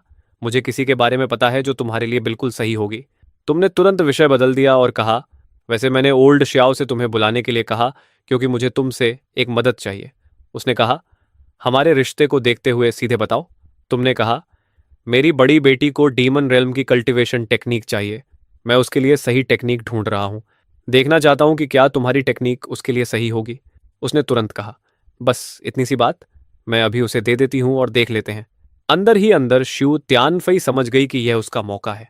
अगर वह बच्चों का दिल जीत लेती है तो आगे सब आसान हो जाएगा। थोड़ी देर बाद वह ल्यू जिक्सवन के कमरे में गई और मुस्कुराकर बोली, दोनों छोटी राजकुमारियां क्या कर रही हैं? जिक्सवन बोली, मैं डीमन रेल्म के बारे में सीखने की कोशिश कर रही हूँ। श्यू त्यानफई ने कहा, अगर तुम्हें किसी चीज़ में उलझन हो तो आंटी श्यू से पूछ लेना, मुझे यहाँ की हर चीज़ पता है। जिक्सवान ने कहा, धन्यवाद आंटी श्यू। उसने मुस्कुराकर कहा, कोई बात नहीं, इसी के लिए तो आंटी होती है। अच्छा, तुम्हारे डैड ने कहा था कि मैं तुम्हें एक टेक्निक दूं, जब चाहो तब इसे आजमा सकती हो। जिक्सुआन ने तुरंत कहा, अभी ठीक है। वह पालथी मारकर बैठ गई। श्यू तियानफई ने अपनी उंगली पर एक बिल्कुल साफ और खूबसूरत बर्फ के टुकड़े जैसा क्रिस्टल स्नोफ्लैक बना लिया। लू जीशुआन उस एकदम परफेक्ट स्नोफ्लैक को देखती रही और अचानक उसके अंदर गहरी शांति की लहर फैल गई। कुछ देर बाद जिक्सुआन ने आंखें खोलीं और कहा, डैड, इस टेक्निक की प्रैक्टिस करते हुए बहुत अच्छा लग रहा है। कहीं भी कुछ गलत नहीं लग रहा। तुमने उसकी जांच करने के लिए उसके सिर पर हाथ रखा और पूरी तरह महसूस किया। फिर तुमने मुस्कुराकर कहा, बिल्कुल सही, ये टेक्निक तुम्हारे लिए पूरी तरह परफेक्ट है। अब से तुम इसी टेक्निक की ट्रेनिंग करोगी। लेकिन फिर तुमने कहा, उससे पहले डैड को तुम्हारी वह कल्टीवेशन हटानी होगी जो तुमने शंचू में बनाई थी। फिर तुमने जुए तियानफे और बाकी लोगों की तरफ देखा और कहा, तुम लोग बाहर जाओ। म्याओ म्याओ ने तुरंत पूछा, डैड, क्या मुझे भी बाहर जाना पड़ेगा? तुमने कहा, हाँ, अपनी बहन को डिस्टर्ब मत करो। क्या तुम्हें फ्रोजन वाटरमेलन नहीं चाहिए था? जाओ आंटी सू से पूछो। ये आंटी सू, चलो। लू मियाओ मियाओ ने तुरंत सू यान फई का हाथ पकड़ लिया और सू यान फई का पूरा शरीर साफ साफ झटका खा गया, क्योंकि यह पहली बार था जब किसी ने उसका हाथ पकड़ा था। आंगन में बाहर लू म्याओ म्याओ फ्रोजन वाटरमेलन का एक टुकड़ा मजे से खा रही थी। म्याओ म्याओ, ये लो, ये मैसेज जेट स्लिप रख लो। जब भी तुम्हें इस वाटरमेलन की और जरूरत हो मुझे मैसेज कर देना। लू मियाओ मियाओ ने एक हाथ से अपना मुंह पोंछा और बोली, डील, फ्रोजन वाटरमेलन सबसे अच्छा होता है। और इतना कहकर वो फिर से खुशी खुशी खाने में लग गई। ये देखकर सुयान भेई ने सोचा कि मियाओ मियाओ की पसंद के बारे में थोड़ा और जानना चाहिए। मियाओ मियाओ, क्या तुम्हें बस ठंडी चीजें ही पसंद है? नहीं, मुझे तो बस जो भी स्वादिष्ट हो वो सब पसंद है। ये सुनकर सुयान फेई तुरंत समझ गई कि यह छोटी सी फूडी है। मियाओ मियाओ, आंटी सू को कुकिंग ज्यादा अच्छी नहीं आती, लेकिन मैं सीख सकती हूँ। आगे से मैं तुम्हारे लिए हर तरह की चीजें बनाऊंगी, ठीक है? कोई बात नहीं, अंकल शाओ पहले से ही बहुत अच्छे कुक हैं। सुयान फेई एक पल के लिए रुक गई, फिर बोली, तो कैसा रहेगा अगर आंटी सू तुम्हें डीमन रेल्म की लोकल स्पेशलिटीज लाकर दे, जैसे डीमन बॉल्स? उनकी खुशबू ही तुम्हें दीवाना कर देगी। लू मियाओ मियाओ की आंखें चमक उठी। ये तो कमाल है। आंटी सू, अब से आप डीमन रेल्म में मेरी सेकंड बेस्ट फ्रेंड हो। सू यनफे को जिज्ञासा हुई, तो फर्स्ट कौन है? अंकल शाओ, ऑब्वियस है। सू यनफे तुरंत भड़क गई। शाओ सिंगी, अब तुम गए काम से। उसी समय शाओ सिंगी अभी अभी कैबिन से बाहर निकला ही था कि अचानक उसकी रीढ़ में ठंड सी दौड़ गई। इधर आओ, मैंने इस बार क्या कर दिया? सो येयान फाई ने श्याओ शिंगई को पकड़कर स्टोन पैविलियन तक खींच लिया और साइड में जाकर उसका पूरा व्यवहार बर्फ जैसा ठंडा हो गया। मुझे तुमसे एक सवाल पूछना है, क्या तुम्हें उस औरत के बारे में सब कुछ पता है? श्याओ शिंगई का चेहरा झटके से हिल गया। क्या तुम एक बार नॉर्मल इंसान की तरह मुझसे बात कर सकती हो? मैं इतने समय से तुम्हारे लिए अच्छी बातें ही कह रहा हूं। हाँ हाँ, जब देखूंगी तब मानूंगी। ठीक है ठीक है, भलाई का जमाना ही नहीं रहा। बोलो क्या जानना है? समय बर्बाद मत करो, जो कुछ जानते हो सब बताओ। कुछ देर बाद श्याओ शिंगई ने जो कुछ भी उसे पता था सब बता दिया। सब सुनने के बाद सुयान फई पूरी तरह हैरान रह गई। रुकिए, वो औरत सच में इतनी बेवकूफ है? हाँ, उस समय मुझे भी बिल्कुल यही लगा था। सुयान फाई तुरंत संभल गई। नहीं नहीं, मुझे उसे बेवकूफ नहीं कहना चाहिए। अगर उसने अपने पास जो था उसकी कद्र की होती तो मुझे जिंदगी में कभी ये मौका ही नहीं मिलता। वैसे भी चिंगेन को मैं जितना जानती हूं उसके वापस जाने का कोई सवाल ही नहीं है। इसलिए तुम्हें बस थोड़ी सी मेहनत करनी है और उसके दिल में जगह बनाने की संभावना काफी अच्छी है। जानते हो क्या, मुझे अब तुम थोड़े पसंद आने लगे हो, इसलिए आज तुम्हें छोड़ देती हूँ। श्याओ शिंगई आधे घंटे तक चुपचाप बैठा रहा। इसी बीच तुमने अपनी बड़ी बेटी की कल्टीवेशन बेस को डीमन रेल्म के स्टैंडर्ड्स के अनुसार बदल दिया और उसे एक पूरा मेजर रेल्म ब्रेक थ्रू करने में मदद भी की। फिर तुम उसे लेकर गार्डन में आ गए। जब तुमने देखा कि सुई यन फेई और लू मियाओ मियाओ सच में साथ में मजे कर रही हैं, तो तुम एक पल के लिए खो गए। तुम दोनों जल्दी क्लोज हो गए। सुई यन फेई हंस पड़ी। वो क्यूट भी है और स्मार्ट भी। मुझे कैसे पसंद नहीं आएगी? मियाओ मियाओ, चलो अपने डैड को बताओ कि डीमन रेल्म में तुम्हारा नंबर वन बेस्ट फ्रेंड कौन है। आंटी सू। तुम और तुम्हारी बड़ी बेटी ने एक दूसरे की तरफ देखा। सुयान फाई तो कमाल की खिलाड़ी निकली। लेकिन उसी समय तुम्हारे स्पेशल स्टोरेज में रखा मैसेज जेड स्लिप अचानक बज करने लगा। तुमने उसे निकाला तो पता चला कि शंचू से तुम्हारा पुराना दोस्त ओल्ड ही मैसेज भेज रहा है। मैं अब शांचू में नहीं रह सकता, क्या मैं डीमन रियलम में तुम्हारे पास आ सकता हूँ? ओल्ड ही क्या हुआ? तुम्हारे जाने के बाद सबको पता चल गया कि तुम डीमन रियल्म के सबसे बड़े राइवल्स में से एक हो, और मेरे तुम्हारे साथ रिश्ते की वजह से पूरा सेक्ट हमें लगभग एक ही समझता है। अब लोग कह रहे हैं कि मैंने सेक्ट से गद्दारी की है, कि मैंने डीमन रियल्म के लोगों को अंदर लाया। वैसे भी वो लोग तुम्हारी पीठ पीछे ही बातें करते हैं। चूंकि तुमने फैसला कर ही लिया है, तो सीधे उस बॉर्डर पर आ जाओ जहां स्यानचू और डीमन रियल्म मिलते हैं। फिर मुझे मैसेज करना, मैं खुद तुम्हें लेने आऊंगा। ठीक है। ओ हाँ, बताना भूल गया, तुम्हारी ex sister in law Liu Yuni भी मेरे साथ आने की जिद कर रही है। तुमने मना नहीं किया, क्योंकि वो एक्स सिस्टर इन लॉ हमेशा तुम्हारे और बच्चों के लिए अच्छी रही थी। मैसेज खत्म होने तक दोनों बेटियां तुम्हारे पास दौड़कर आ चुकी थीं और तुरंत पूछने लगीं, क्या ग्रैंडपा ही और आंटी फिर से आ रहे हैं? तुमने सिर हिलाया और दोनों बेटियां खुशी से झूम उठीं। लेकिन जब सू यान फेई ने यह खबर सुनी तो उसकी आंखें धीरे धीरे सिकुड़ गईं। अच्छा, तो अब मैं देखूंगी कि उस औरत की छोटी बहन में कितना दम है। उसी समय कहीं एक ग्रैंड हॉल में सिस्टर, क्या आप बच्चों के लिए कोई संदेश देना चाहेंगी? लियो रुयन ने आंखें बंद कर ली। लंबी चुप्पी के बाद बोली, उनसे कहना कि उनकी माँ की भी अपनी जिंदगी है। उनसे कहना कि मुझसे नफरत मत करें और अपना ख्याल रखना। जल्दी वापस आ जाना। वहां जितना ज्यादा रुकोगे उतना खतरा बढ़ेगा। लियो यूनी ये सब सुनकर पूरी तरह टूट गई और बिना कुछ कहे मुड़कर चली गई। अगले दिन दोनों शांचू और डीमन रेलम की सीमा पर पहुंच गए। ओल्ड ही ने जैट स्लिप निकाला और मैसेज भेजा, हम बाउंड्री पर पहुंच गए हैं, तुम कहाँ हो? ज्यादा देर नहीं हुई थी कि सीमा पार करते ही उनके सामने अचानक एक आकृति प्रकट हुई। तुम तुरंत आगे बढ़े। ओल्ड ही ने तुम्हारे कंधे पर थपकी दी। पहली बार यहां आए हो मोयू, हमें सुरक्षित रखना। चिंता मत करो, डीमन रियल में कोई तुम्हें छू भी नहीं सकता। चलो मेरे पीछे आओ, बच्चे पहले से तुम्हारा इंतजार कर रहे हैं। थोड़ी देर बाद तुम सबको कोर्टयार्ड में ले आए। सबका छोटा सा परिचय होने के बाद अचानक सुयान फाई ने तुम्हारी तरफ इशारा किया और नए आए दोनों लोगों से कहा, ओ हाँ, मैं अपना सही परिचय देना भूल गई थी। मैं अभी भी एक्टिवली इन्हें परस्यू कर रही हूँ। जैसे ही ये शब्द गिरे, कमरे का जो माहौल अभी गर्म और सहज हो रहा था वो तुरंत अजीब सा हो गया। तुमने सुयान फाई को बेबस नजरों से देखा।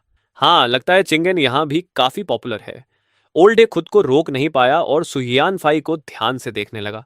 रुको, ये औरत बिल्कुल उस डीमन रेल्म की पावर हाउस जैसी क्यों दिख रही है जिसे उस दिन शांचू के कल्टीवेटर्स ने घेर लिया था? और तुम समझ गए कि यह बातचीत यहीं खत्म करनी होगी। तुम सब लंबा सफर करके आए हो, जरूर थक गए होंगे। पहले सबको आराम करने देते हैं। लेकिन सुयान फेई ने देखा कि तुमने जानबूझकर बात को वहीं खत्म कर दिया और वो तुरंत खुश नहीं हुई। फिर उसने चुपचाप अपनी नजर लियो यूने की तरफ घुमाई, लेकिन देखा कि लियो यूने भी पहले से ही उसे देख रही थी और इस तरह दोनों एक दूसरे को खामोशी से नापने लगीं, जैसे बिना बोले ही एक गहरी टक्कर चल रही हो। करीब 2.5 मिनट बाद ओल्ड ही ने जल्दी से तुम्हारा हाथ पकड़ा और तुम्हें पीछे वाले गार्डन में खींच ले गया। अरे चिंगन, क्या तुम और रुयान सच में हमेशा के लिए खत्म हो गए हो? अगर तुम्हें जरूरत हो तो मैं तुम दोनों के बीच पैचअप कराने के लिए जो भी कर सकता हूं करूंगा।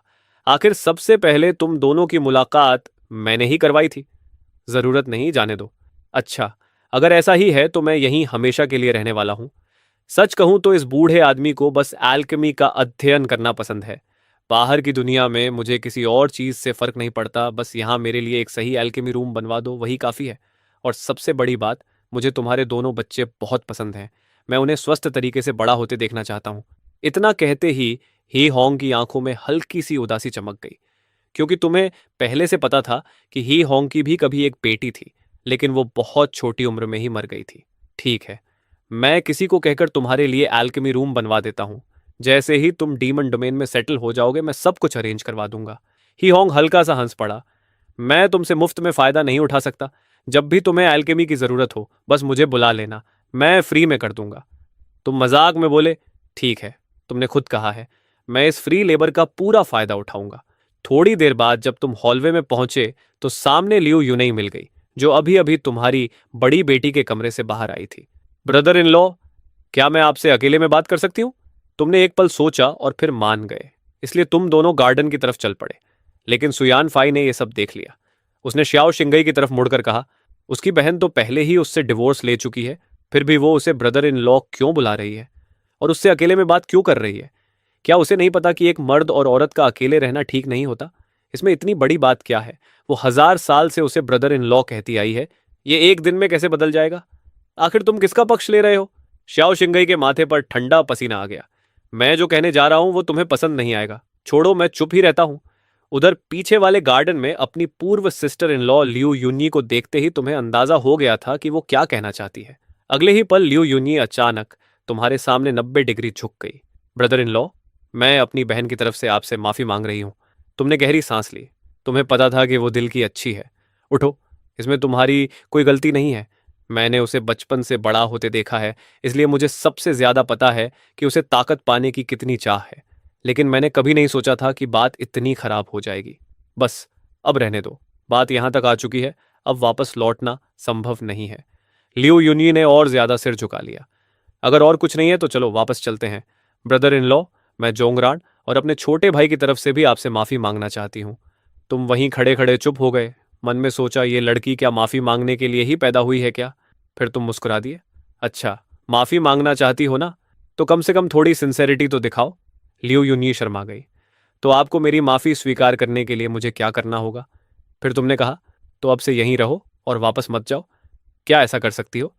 तुम बस मजाक कर रहे थे, लेकिन ये सुनते ही लियू यूं नहीं बोली, मैं पहले वापस जाकर ठीक से विदा कहकर आ सकती हूँ। तुम मन ही मन बोले, अरे यार, ठीक है, अब मैं मजाक नहीं कर रहा, मैं तुम्हारी माफी स्वीकार करता हूँ, अब खुश? मुझे तो समझ ही नहीं आता तुम्हें क्या कहूँ। लियू यूनई थोड़ी निराश सी दिखी। ये देखकर तुम मुड़े और कोर्टयार्ड की तरफ वापस चल पड़े। वहां पहुंचकर तुमने देखा कि ही होंग अपने हाथ में पकड़े डिवाइन वेपन को बड़े ध्यान से घूर रहा था। तुम्हें देखते ही होंग जल्दी से बोला, ये तुम्हारा पियरलेस डिवाइन वेपन आखिर तुम्हें कहाँ मिला? इस स्तर की एल्केमी स्किल और इस ग्रेड की धातु मैंने कभी नहीं देखी। ये सच में नेक्स्ट लेवल है, और जिसने भी ये ट्रेजर बनाया है उसकी एल्केमी लेवल तुमसे भी कहीं ज्यादा है। अगर तुम्हें दिलचस्पी हो तो मैं उसे तुम्हें सिखाने के लिए बुला सकता हूँ। ही होंग तुरंत उत्साहित हो गया। सच में? ऐसा पावर हाउस मुझे अपने पास सीखने देगा? अगर वो नहीं मानेगा तो मैं उसे पीट कर मना लूंगा, इसकी चिंता मत करो। पीट कर मनवाओगे? ये तो थोड़ा अजीब लग रहा है। और अगर मैं गलत नहीं हूं तो जिसने ये ट्रेजर बनाया है वो ग्रेट एम्परर रेल्म के पीक पर है। क्या तुम सच में उसे हरा सकते हो? तभी श्याओ चिंगई हंस पड़ा। ब्रदर हे, बस उस पर भरोसा रखो। डीमन डोमेन में कोई उसकी बात नहीं टालता, वरना पिटाई होती है। ये सुनते ही होंग और लियो यूनी दोनों चौंक गए। हाँ हाँ, बढ़िया है, ऐसे में मैं ट्यान्यू वॉल्ट जाकर कुछ अच्छे मटेरियल्स ले आता हूँ। फिर तुमने लियो यूनी की तरफ इशारा करते हुए कहा, वैसे तुम लोगों में जो ग्रेट एम्परर रेल्म में नहीं पहुंचे हो, मेरे साथ आओ। वहां एक जगह है जो तुम्हारे फिजिक को क्लींस कर सकती है, ताकि बाद में ग्रेट एम्पर रियलम में ब्रेक थ्रू करना आसान हो जाए। फिर तुमने श्याओ चिंगई से कहा, ओल्ड श्याओ, तुम्हारे पास वांग डुआनशान का ट्रांसमिशन मार्क है ना? उसे यहां आने को कहो, मुझे उससे एक और एल्केमी रूम बनवाना है और बाद में वो एल्केमी में भी मदद करेगा। श्याओ चिंगई ने तुरंत सिर हिलाया। फिर तुम चारों को लेकर वहां से निकल गए। इसके बाद श्याओ चिंगई ने ट्रांसमिशन जैड स्लिप निकाला। हेलो वांग डुआनशान, हाँ मैं ही हूं फिर से। अगर तुम हो तो बाय। रुको रुको, बाय का क्या मतलब? इस बार मैं तुम्हें नहीं बुला रहा। तो फिर कौन बुला रहा है? जाहिर है वही आदमी। अभी तुरंत यहां आ जाओ, उसे एल्केमी में तुम्हारी मदद चाहिए और यहां एक एल्केमी रूम भी बनवाना है। तुम फिर से मुझे बेवकूफ बनाने की कोशिश कर रहे हो। पिछली बार भी तुमने कहा था कि वो वापस आ गया है और मुझे बुलाकर अपने लिए वेपन फोर्ज करवा लिया था। क्या मैं फिर से फंस जाऊंगा? इस बार सच में आया है। मैं कसम खाता हूं, अगर मैं झूठ बोल रहा हूं तो मैं तुम्हारा पोता। हाँ हाँ हाँ, तुम पहले भी एक बार मेरे पोते बन चुके हो। श्याओ चिंगी थोड़ी देर चुप रहा, फिर बोला, अगर विश्वास नहीं है तो शुई तियान फई से पूछ लो, वो मेरे पास ही खड़ा है। तभी शुई तियान फेई की आवाज आई, हाँ वो सच में वापस आ गया है। ओ, तो तुम और श्याओ चिंगी अब ज्यादा चालाक हो गए हो। इस बार उसकी आवाज की नकल भी नहीं कर रहे, अब श्वी टियनफेई की आवाज कॉपी कर रहे हो? आवाज तो काफी असली लग रही है, लेकिन मैं फिर भी नहीं आ रहा। हाँ हाँ, अगर हिम्मत है तो आकर मुझे पीट लो। अगले ही पल उसने ट्रांसमिशन काट दिया। उसी समय डीमन डोमेन के पूर्वी बैरन लैंड्स के ऊपर आकाश में तुम खड़े थे। सामने के परिचित दृश्य को देखकर तुम्हारे चेहरे पर हल्की मुस्कान आ गई, क्योंकि यही वो जगह थी जहां से तुमने डीमन डोमेन में सबसे ताकतवर बनने की शुरुआत की थी। और वही जक्सन ब्लैक नाइट जो एक ही पल में ग्रेट एम्परर लेवल के एक्सपर्ट को मार सकता था, तुम्हें यही मिला था। फिर तुमने गंभीर नजरों से उन चारों को देखा और कहा, मेरे पास ही रहना। जब हम और अंदर जाएंगे तो मेरी एनर्जी शील्ड से बाहर मत जाना, वरना बची हुई डेमोनिक फ्लेम्स और लाशों की ऊर्जा तुम्हें चीर कर रख देगी। फिर तुमने सिर्फ लियू जिक्सवान की तरफ मुड़कर कहा, जिक्सवान, अपनी छोटी बहन का ध्यान रखना, उसे इधर उधर भागने मत देना। यह सुनते ही मियाओ मियाओ जल्दी से बोली, चिंता मत करो सिस, मैं अच्छे से बिहेव करूंगी। इन चारों में से केवल सन मिंगजी ही सच में समझता था कि ट्यान्यू डीमन कैवर्न कितना भयानक स्थान है। वहां कितने ही ग्रेट एम्परर गिर चुके थे, यहां तक कि पीक एक्सपर्ट्स भी कई मारे जा चुके थे। इसके बाद तुम चारों को लेकर रोशनी की एक लकीर बन गए और सीधा नीचे की ओर गिरते हुए उड़ गए। ऊपर से देखने वालों ने कहा, ये लोग क्या कर रहे हैं? ये तो सीधे स्काईफॉल डीमन केव के दिल में उड़ते जा रहे हैं। लगता है इन्हें मरने का शौक है। जब तुम उस विशाल गड्ढे में घुसे तो जरा भी धीमे नहीं हुए, बल्कि और तेज हो गए और पलक झपकते ही लगभग 3 मील की गहराई तक पहुंच गए। यही जगह ठीक है। तुमने हाथ हिलाया और तुरंत तुम्हारे चारों ओर लगभग 10 झांग के दायरे में एक विशाल लाइट शील्ड फैल गया। तुम लोग यहीं अपने शरीर को टेम्पर करो, मैं और अंदर जाकर कुछ मटेरियल्स लेकर आता हूं। इस शील्ड से बाहर मत निकलना, और अगर आसपास कोई दिखाई दे तो उसे इग्नोर करना। कोई ताकतवर इंसान तुम्हें नुकसान नहीं पहुंचा सकता। मियाओ मियाओ ने कहा, ठीक है डैड, मैं आपका इंतजार करूंगी। इतना कहकर तुम और गहराई में उड़ गए। पहले जब तुम अपनी पीक ताकत पर थे तब भी तुम मुश्किल से 35 मील तक ही जा पाते थे, लेकिन अब जब तुम वापस आ चुके थे तो तुमने सोचा कि इस बार बिल्कुल सबसे नीचे तक जाओगे और जितना हो सके उतना स्काई फॉल डिवाइन गोल्ड लेकर आओगे। लगभग 25 मील की गहराई पर पहुंचकर तुम हैरान रह गए, क्योंकि वहां एक बेहद खूबसूरत महिला खड़ी थी। तुमने उसे बस एक नजर देखा और बिना रुके उसके पास से गुजरते हुए और नीचे की ओर बढ़ गए। उसी समय उस महिला ने अपने पास एक काली रोशनी को बिजली की तरह गुजरते देखा और चौंक कर बोली, असंभव, इस गहराई पर कोई इतनी तेजी से नीचे कैसे उड़ सकता है? कुछ ही क्षण बाद तुम 35 मील की गहराई पर पहुंच गए, जहां तुम पहले ही सारा स्काईफॉल डिवाइन गोल्ड ले चुके थे। तुमने कहा, ठीक है, अब देखते हैं 2 गुनी ताकत के साथ मैं कितना नीचे जा सकता हूं।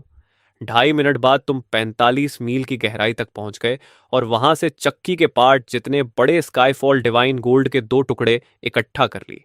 फिर तुमने नीचे झांका और कहा, लगता है ये केव कुल मिलाकर करीब 50 मील गहरी है, लेकिन इस गहराई पर 2 गुनी ताकत भी काफी नहीं है। अब ताकत को 3 गुना करना पड़ेगा। अगले ही पल तुम्हारी कल्टीवेशन अचानक 3 गुना तक बढ़ गई और तुम मुस्कुराए। वाह, ताकतवर होना सच में अच्छा लगता है, क्योंकि सारी असहजता तुरंत गायब हो गई। करीब 15 मिनट बाद तुम स्काईफॉल डीमन केव के बिल्कुल तल तक पहुंच गए और गड्ढे के बीचों बीच हवा में तैरता हुआ स्काईफॉल डिवाइन गोल्ड का एक विशाल टुकड़ा दिखाई दिया। तुम्हारी आंखें चमक उठी। सिर्फ इस एक टुकड़े से ही ढेर सारी चीजें फॉर्ज की जा सकती हैं। तभी तुमने ध्यान से उस गोल्ड को देखा तो उसके अंदर कुछ अजीब दिखाई दिया। एक पारदर्शी ऊर्जा का गोला जो ऐसे धड़क रहा था जैसे जिंदा हो। तुमने कहा, यह अंदर क्या है? ऐसा लग रहा है जैसे यह जिंदा हो। उसी पल उस ऊर्जा ने तुम्हारी तरफ एक भयानक हमला कर दिया। तुम हल्का सा मुस्कुराए। छोटी सी चीज है, लेकिन जिंदा भी है और काफी अग्रेसिव भी। तुमने बस एक हाथ हिलाया और उसकी सारी डरावनी शक्ति को उड़ा दिया। फिर बोले, देखता हूं असल में तुम हो क्या। तुम आगे बढ़े, लेकिन हर कदम पर उस गोल्ड के अंदर की ऊर्जा जोरदार लहरें निकालकर तुम्हें रोकने लगी। तुम हंसे, काफी जिद्दी हो। क्या सच में सोचती हो कि मुझे नुकसान पहुंचा सकती हो? जब तुम आखिर उस गोल्ड तक पहुंचे और अपनी डार्क पावर उससे छुआई तो उसके अंदर की ऊर्जा अचानक शांत हो गई। तुमने महसूस किया कि यह चीज जक्सियन ब्लैक फ्लेम से डर रही है। पहले भी जब तुम स्काईफॉल डिवाइन गोल्ड लेते थे तो उसी फ्लेम से उसकी ऊर्जा को दबा देते थे, लेकिन फिर भी तुम्हें समझ नहीं आया कि यह चीज आखिर है क्या। इसलिए तुमने सोचा इसे साथ ले जाना ही बेहतर होगा, शायद कोई और पहचान सके। इसी दौरान केव के 3 मील अंदर जहां तुम्हारी शील्ड थी, वहां 25 मील वाली वही महिला दूर से उस लाइट शील्ड को उत्सुकता से देख रही थी और सोच रही थी, ये क्या है? इतने कम कल्टीवेशन वाले लोग इसके अंदर जिंदा कैसे हैं? अचानक उसकी नज़र लियू यूनई पर टिक गई और वो बोली, रुको, इस लड़की के पास इनेट फॉर्मेशन फिजिक है। मेरी पूरी राइटियस टैलेंट में भी ऐसा कुछ नहीं है। अगर इतनी प्रतिभा है तो ये मेरी डिसाइपल बनेगी। आखिरकार मुझे अपना सक्सेसर मिल गया। लेकिन जैसे ही वो लियू यूनी के पास जाने लगी, उसकी आंखें अचानक ठंडी हो गईं, क्योंकि उसने महसूस किया कि लियू यूनई से मॉर्टल रूइंस की स्पिरिचुअल एनर्जी निकल रही है। तभी लियू यूनई ने भी आंखें खोलकर उसकी तरफ देखा और पूछा, क्या आपको मुझसे कुछ काम है? तभी लाल कपड़ों वाली महिला का रवैया तुरंत बदल गया और उसने कहा, माफ करना, मैंने इमॉर्टल रेल्म की ऊर्जा महसूस की, इसलिए थोड़ा गुस्सा आ गया। असल में मैंने तुम्हारा इनेट फॉर्मेशन फिजिक देखा और मैं तुम्हें अपनी डिसिप्लिन बनाना चाहती हूँ। क्या तुम मुझसे मेरी सारी फॉर्मेशन टेक्निक्स सीखना चाहोगी? ये कहते हुए उसने अपनी शक्तिशाली राइटियस कल्टिवेशन ऑरा भी दिखा दी। लियू यूनई पूरी तरह चौंक गई, क्योंकि मॉर्टल रूइंस में उसने जितने भी फॉर्मेशन मास्टर्स देखे थे, उनमें से कोई भी इस महिला जितना शक्तिशाली नहीं था। लियू यूनी के मन में लालच भी जाग गया और उसने पूछा, आप सच में मुझे अपनी डिसाइपल बनाना चाहती हैं? महिला बोली, हाँ, लेकिन पहले तुम्हें अपनी मौजूदा कल्टीवेशन खत्म करनी होगी और डीमन रियल्म की टेक्निक्स अपनानी होंगी। ये सुनते ही लियू यूनी का चेहरा उतर गया।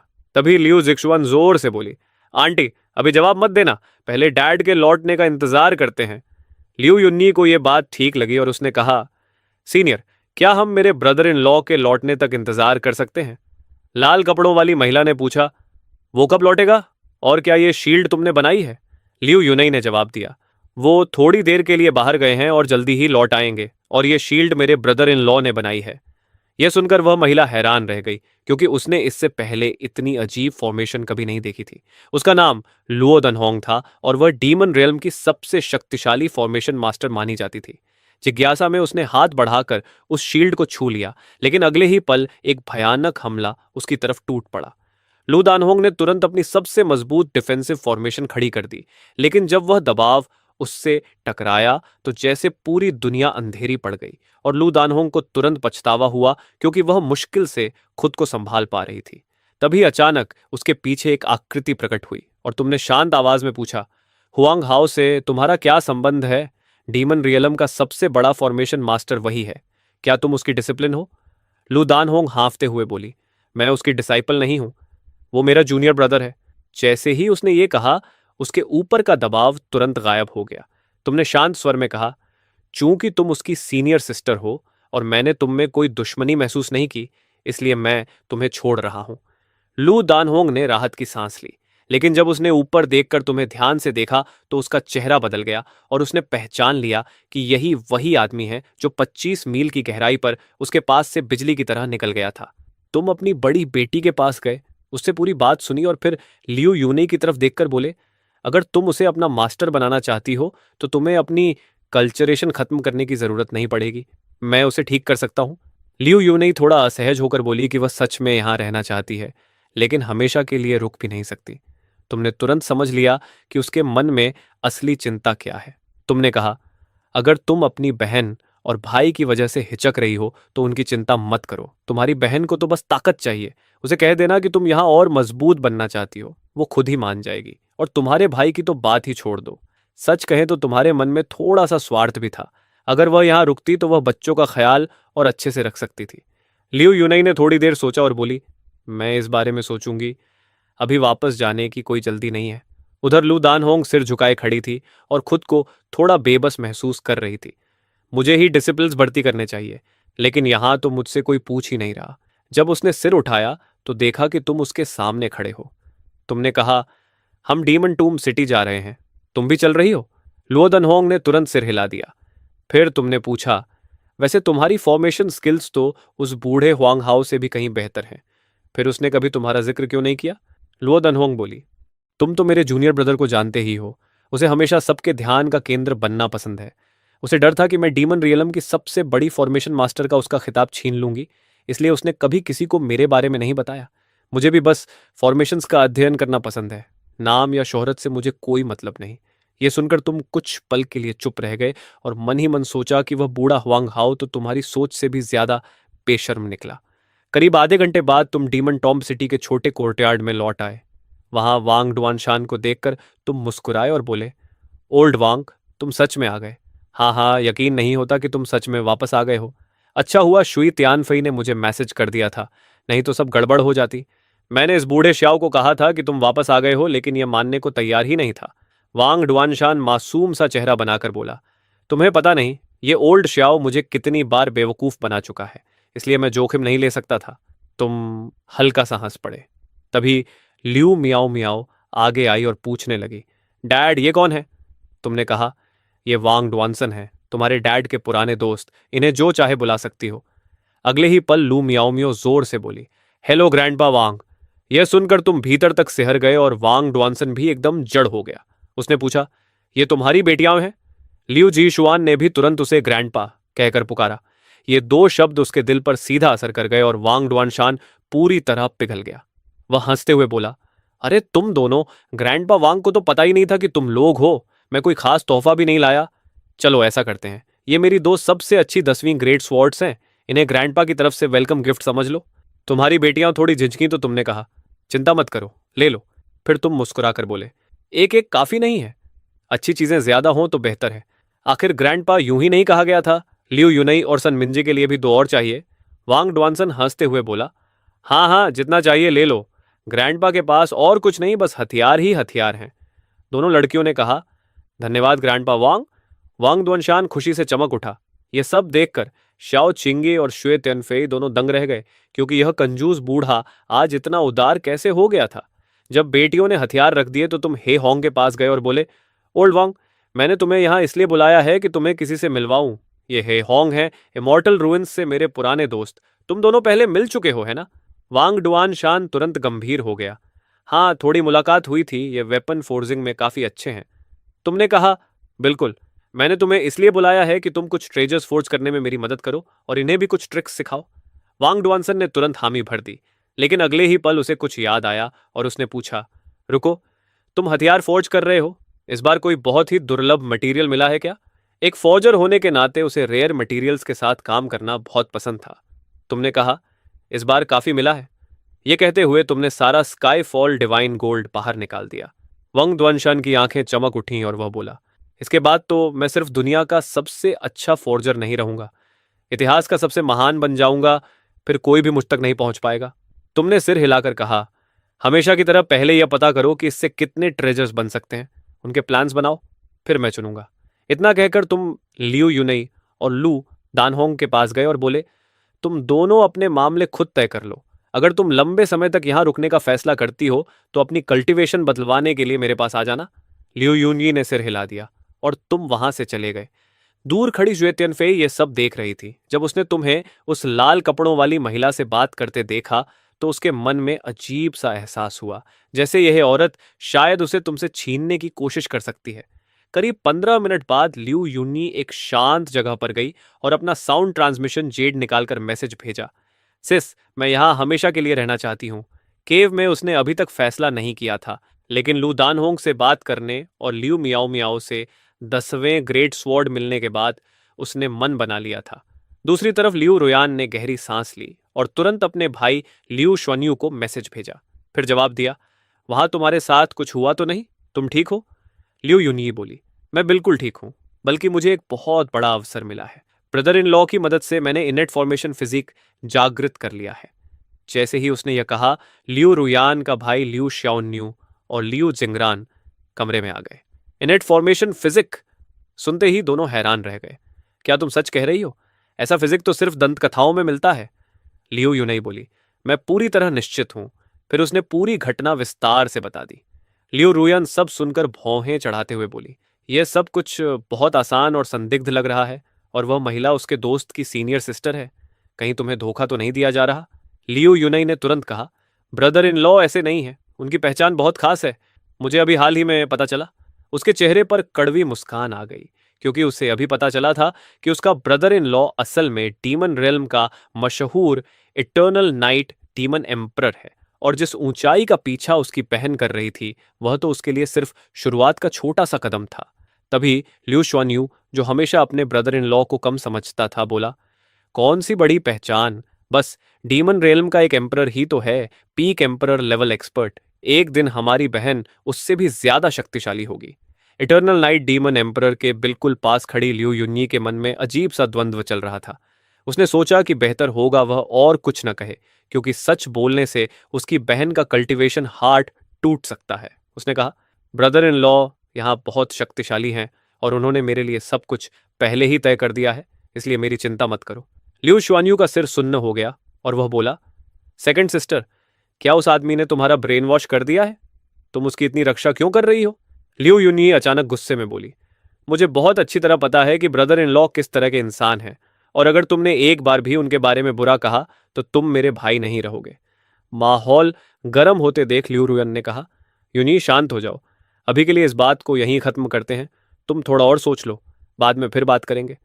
इतना कहकर लिu रुयन ने कनेक्शन काट दिया, लेकिन लिu यूनी समझ चुकी थी कि उसकी बहन क्या करने वाली है, इसलिए उसने तुरंत ही होंग को एक मैसेज भेज दिया। दृश्य बदलकर इमोर्टल रुइंस में चला जाता है, जहां लिu श्याओन्यू दांत भींचकर कह रहा था, एल्डर, वो कॉल उठा ही नहीं रहा, आखिर हो क्या रहा है? सिस, यहां कुछ बहुत ही संदिग्ध चल रहा है, रुको मैं फिर से कोशिश करता हूं, शायद वह अभी व्यस्त हो। तभी जो लिu जिंगरान चुपचाप एक तरफ खड़ा था अचानक बोला, मॉम, मुझे लगता है आंटी सच कह रही हैं, डैड वैसे इंसान नहीं है। यह सुनकर लिu शुआन्यू तुरंत भड़क गया, डैड वैसे नहीं है? लिu जिंगरान, ऐसा मत दिखाओ जैसे तुम अपने डैड को बहुत जानते हो। तुम्हारी मॉम के उन्हें छोड़ने से पहले क्या तुम्हें कभी लगा था कि वह डीमन रियल्म से हैं? यह सुनते ही लिu जिंगरान पूरी तरह चुप हो गया। तभी मैसेज जेड अचानक चमक उठा, रुयान, इतनी जल्दी क्या है, तुम्हें मुझसे कुछ काम था? लिu रुयान तुरंत बोली, हाँ, मुझे बस एक बात कंफर्म करनी है, मेरी बहन अचानक कह रही है कि वह वहां हमेशा के लिए रहना चाहती है। इसके बाद लिu रुयान ने अपनी बहन से अभी अभी सुनी सारी बात ही होंग को बता दी। हे होंग तुरंत उत्साहित होकर बोला, हाँ, ये सब सच है, चिंता मत करो, तुम्हारा एक्स यहाँ सच में बहुत डरावना है। और कुछ पूछना है? अगर नहीं तो मुझे काम पर लौटना है। लिu रुयान के मन में और बुरा शक पैदा हो गया। एल्डर हे, क्या आपको यकीन है कि आप जो कह रहे हैं वह सब सच है? हे होंग थोड़ा नाराज हो गया, रुयान, ये तो ठंडा व्यवहार है, मैंने कब तुमसे झूठ बोला है? अगर तुम्हें मुझ पर भरोसा ही नहीं है तो फिर मुझे कॉल क्यों किया? इतना कहकर ही होंग ने कनेक्शन काट दिया। दूसरी तरफ लिu रुयान की भौहें सिकुड़ गईं। नहीं, यूनी को वापस आना ही होगा। लिu शुन्यू ने आह भरी, मुझे तो लगता है सेकंड सिस्टर अब वापस नहीं आएगी, इवन एल्डर ही भी। लेकिन लिu रुयन ने उसे रोक दिया, जब तक वह खुद सामने आकर नहीं बताती हमें कुछ पता नहीं चलेगा। अगर सच में ऐसा है तो फिर हम उसे जाने देंगे। करीब 15 मिनट बाद लिu यूनी ने तुम्हें अलग ले जाकर कहा, ब्रदर इन लॉ, मैंने फैसला कर लिया है, मैं वहीं रहूंगी, लेकिन मेरी सिस्टर को लगता है कि मैं यह फैसला अपनी मर्जी से नहीं कर रही, इसलिए शायद मुझे थोड़ी देर के लिए वापस जाना पड़ेगा। तुमने सिर हिलाया, अगर यूनई रहना चाहती है तो यह अच्छी बात है। ठीक है, कब जा रही हो? लिu यूनई बोली, अभी। तुमने तुरंत सिर हिलाया और स्पेस को चीरते हुए उसे साथ लेकर डीमन रियलम और इमॉर्टल रुइंस की सीमा तक पहुंच गए। लिu यूनई बोली, यहीं तक ठीक है ब्रदर इन लॉ, जब सब खत्म हो जाए तो मुझे मैसेज कर देना। इतना कहकर दोनों अलग अलग दिशाओं में चले गए। 1 घंटे बाद लिu यूनी अपनी बहन के सामने खड़ी थी, लेकिन उसने देखा कि हॉल में 2 अजनबी भी मौजूद हैं। उनमें से एक जांग हुआयरन था, जो इमॉर्टल रुइंस का सबसे शक्तिशाली फॉर्मेशन मास्टर माना जाता था, और दूसरा एक पीक एम्परर रेल्म कल्टीवेटर था, जो सोल आर्ट्स में माहिर था। लिu यूनी ने लंबी सांस ली, क्योंकि उसे पहले ही अंदाजा हो गया था कि यहां क्या होने वाला है। वह बोली, सिस, मैं यहां सिर्फ एक बात साबित करने आई हूं, मैं वहां बिल्कुल सुरक्षित हूं और मैं खुद आकर विदा कहना चाहती थी। अब जब दोनों काम हो गए हैं तो मुझे वापस जाना चाहिए। लिu रुयान ने तुरंत कहा, रुको, इससे बस इतना साबित होता है कि तुम खतरे में नहीं हो, लेकिन यह साबित नहीं होता कि तुम्हारे साथ कोई मैनिपुलेशन नहीं हुआ। तभी लिu यूनी का शरीर एक अजीब रोशनी से चमकने लगा। वह बोली, तो अभी देख लो, क्या मैं झूठ बोल रही हूं? क्या यह इनेट ट्रू बॉडी नहीं है? लेकिन ज़ियांग हुआरेन की आंखों में लालच साफ दिख रहा था। उसने लिन चिंगशू की तरफ इशारा किया और लिन चिंगशू तुरंत समझ गई। वह आगे बढ़ी और बोली, ठीक है, मान लेते हैं कि तुम्हें धोखा नहीं दिया गया, लेकिन फॉर्मेशन सीखने के लिए तुम्हें डीमन रियल्म जाने की क्या जरूरत है? मैं तुम्हें मिलवाती हूं। यह हैं जांग हुआयरन, इमॉर्टल रुइंस के सबसे महान फॉर्मेशन मास्टर। जांग हुआयरन घमंड से बोला, डीमन रियल्म का सबसे बड़ा फॉर्मेशन मास्टर? उसे मेरे सामने आने दो, मैं उसे एक कीड़े की तरह कुचल दूंगा। यह सुनकर लिu यूनई के अंदर गुस्से की लहर उठ गई। उसने कहा, सीनियर, मैंने आपकी सबसे बेहतरीन फॉर्मेशन देखी है और डीमन रियलम वाले के सामने उसकी तुलना ही नहीं हो सकती। अगर इससे आपको बुरा लगे तो मैं माफी चाहती हूं। जियांग हुआरेन मुश्किल से खुद को संभाल पाया और बोला, ठीक है, मैं तुम्हारे स्तर तक नहीं गिरूंगा, लेकिन बाद में रोते हुए मेरे पास मत आना। लिन चिंगशू ने देखा कि बात बिगड़ रही है, इसलिए उसने तुरंत तरीका बदल दिया। वह बोली, अगर तुम अब भी अपने फैसले पर अड़ी हो तो कम से कम अपनी सिस्टर को सुकून दे दो। ये फेलो डाओइस्ट तुम्हारी सोल रीडिंग कर लेंगे, क्या कहती हो? लियू यूनई को छुपाने जैसा कुछ नहीं था, इसलिए उसने तुरंत सिर हिला दिया। ठीक है। वह बूढ़ा कल्टीवेटर आगे आया, उसकी उंगली पर सुनहरी रोशनी की किरण चमकी और उसने उसे सीधे लियू यूनी के मन में भेज दिया। कुछ क्षण बाद उसने चुपचाप लिन चिंगशुए को कहा, फेलो दाओइस्ट लिन, इसकी सोल बिल्कुल सामान्य है। लिन चिंगशुए की भौं तुरंत सिकुड़ गई। थोड़ी देर चुप रहने के बाद उसने आंखें संकरी कर लीं और बोली, फेलो डाओइस्ट जिया, जैसा मैंने कहा था वैसा ही करो। मैंने कंफर्म कर लिया है, इसकी सोल पर एक खास सीक्रेट टेक्निक से छेड़छाड़ की गई है। उसी क्षण लियू यूनई सब समझ गई कि लिन चिंगशू ने उसके खिलाफ जाल बिछाया है। लिन चिंगशू तुरंत बोली, देखा, मैंने कहा था ना कि मामला इतना आसान नहीं है। रोयान, हम तुम्हारी बहन को डीमन रियलम वापस नहीं जाने दे सकते। लियू रोयान गहरी सोच में पड़ गई और बोली, यूनई, मुझे भी लग रहा था कि तुम्हारे साथ कुछ ठीक नहीं है। कुछ समय इमॉर्टल रूइंस में ही रहो, ठीक है? यह सुनकर लियू युन्नी का दिल टूट गया। उसने कहा, सिस, आपने भी मुझ पर भरोसा नहीं किया। लिन चिंगशुए तुरंत बीच में बोली, एक्सक्यूज मी, क्या अपनी बहन से ऐसे बात की जाती है? वह यह सब तुम्हारे भले के लिए कर रही है। बस, फिर क्या था? लियू यूनई का सब्र टूट गया। वह गुस्से में बोली, लिन चिंगशु, अब बस भी करो। मेरी सिस्टर के डिवोर्स में तुम्हारा ही हाथ था और अब तुम हमारे बीच फूट डालने की कोशिश कर रही हो। तुम्हारा असली मकसद क्या है? लिन चिंगशु का चेहरा तुरंत काला पड़ गया। वह बोली, रोयान, अपनी बहन को देखो, डीमन रियल में कुछ ही दिन हुई है और इसकी सोल पहले ही कंट्रोल हो चुकी है। अगर तुमने इसे वापस जाने दिया तो तुम्हें पछताना पड़ेगा। लियू यूनी पूरी तरह भड़क गई और बोली, लिन चिंगशुए, तुम्हें हिम्मत कैसे हुई यह कहने की कि मेरी सोल कंट्रोल हो गई है? तुम्हारे पूरे परिवार की सोल कंट्रोल हो। लियो रोयान पूरी तरह स्तब्ध रह गई, क्योंकि उसने अपनी छोटी बहन को पहले कभी ऐसे नहीं देखा था। उसने कहा, यूनई, क्या तुम्हें पता है तुम अभी क्या कर रही हो? लियो यूनई ने दृढ़ आवाज में कहा, मुझे बिल्कुल पता है। शायद मेरी जिंदगी में पहली बार मैं इतनी साफ सोच रही हूं। इतना कहकर उसने वह तलवार निकाल ली जो मियाओ मियाओ ने उसे दी थी। उसने कहा, अब मुझे समझ में आता है कि उस समय ब्रदर इन लॉ कैसा महसूस करते होंगे। फिर उसने तलवार सीधी लिन चिंगशू की तरफ तान दी और बोली, खुशकिस्मत हो कि मेरे पास ब्रदर इन लॉ जैसी ताकत नहीं है, क्योंकि अगर होती तो आज तुम्हारा आखिरी दिन होता। लिन चिंगशुए मासूम बनते हुए बोली, रूयन, देखो, तुम्हारी बहन पूरी तरह पागल हो चुकी है। हमें इसे यहीं रोकना होगा। लियो रोयान ने अपनी बदली हुई बहन को देखा और एक बार फिर लिन चिंगशू की बातों पर भरोसा कर लिया। उसने सख्त आवाज में कहा, हथियार नीचे रख दो, नहीं तो जो होगा उसके लिए मुझे दोष मत देना।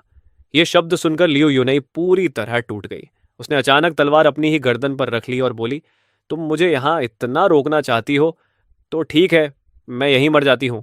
लियो रोयान का चेहरा तुरंत सफेद पड़ गया, क्योंकि उसने कभी नहीं सोचा था कि उसकी बहन इतनी दूर तक चली जाएगी। वो कुछ करना चाहती थी, लेकिन उसे पता था कि उसकी बहन सेंट किंग रियलम की कल्टीवेटर है और उसके हाथ में वह बेहद शक्तिशाली टियर 10 स्वॉर्ड भी है। उसके हाथ की जरा सी हरकत और सब कुछ खत्म हो जाता। लियू रोयान घबराकर बोली, यूनई, प्लीज शांत हो जाओ, हम बैठकर बात कर सकते हैं।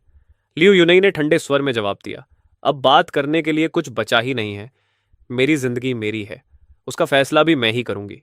तभी लियू श्वान्यू, जो शुरू से ही दूसरी बहन के जाने के खिलाफ था, अचानक आगे बढ़ा और बोला, बिग सिस, रुक जाओ। मैं सेकंड सिस को सबसे ज्यादा जानता हूं। मुझे पता है वह कैसी है। मैं भी चाहता हूं कि वह यहीं रहे, लेकिन इस तरह नहीं, हमारे परिवार को तोड़कर नहीं। लियो रुयान की भावनाएं पूरी तरह उलझ चुकी थीं। कुछ देर चुप रहने के बाद उसने गहरी सांस ली और कहा, ठीक है, जाओ। जाने से पहले लियू यूनई ने आखिरी बार अपनी बहन और भाई की तरफ देखा और बोली, इस बार मैं वापस नहीं आऊंगी। अगर तुम अभी भी मुझे अपनी बहन मानते हो तो मुझ पर भरोसा करो, लिन चिंगशू पर भरोसा मत करना।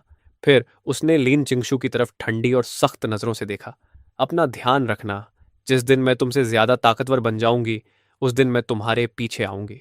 इतना कहकर लियू यूनई ने एक टेलीपोर्टेशन फॉर्मेशन बना दी और पलक झपकते ही गायब हो गई। लिन चिंगशू तुरंत जियांग हुआइरेन की तरफ मुड़ी और बोली, फॉर्मेशन तोड़ो और उसके पीछे जाओ। लेकिन लियू रुयान ने सख्त आवाज में कहा, उसने अपना फैसला कर लिया है, उसे जाने दो। लिन चिंगशुए ने देखा कि लियू रुयान पूरी तरह गंभीर है, इसलिए वह पीछे हट गई। बाद में लिू रुयन ने लिन चिंगशुए को वहीं रोक लिया और पूछा, मास्टर, क्या वह सोल रीडिंग नकली थी? लिन चिंगशुए कुछ देर सिर झुकाकर चुप रही, फिर ऊपर देखकर बोली, रोयान, अगर तुम्हें पहले से जवाब पता है तो मुझसे पूछ क्यों रही हो? लिू रोयान ने धीरे से सांस ली और पूछा, आपने ऐसा क्यों किया? लिन चिंगशुए बोली, लियो यूनिये ने इन्नेट ट्रू बॉडी जागृत कर ली है। ऐसी प्रतिभा अगर हमारी तरफ रहे तो हमारे पूरे प्लान को कितना फायदा होगा, तुम्हें अंदाजा है? क्या तुम्हें यह दिखाई नहीं देता?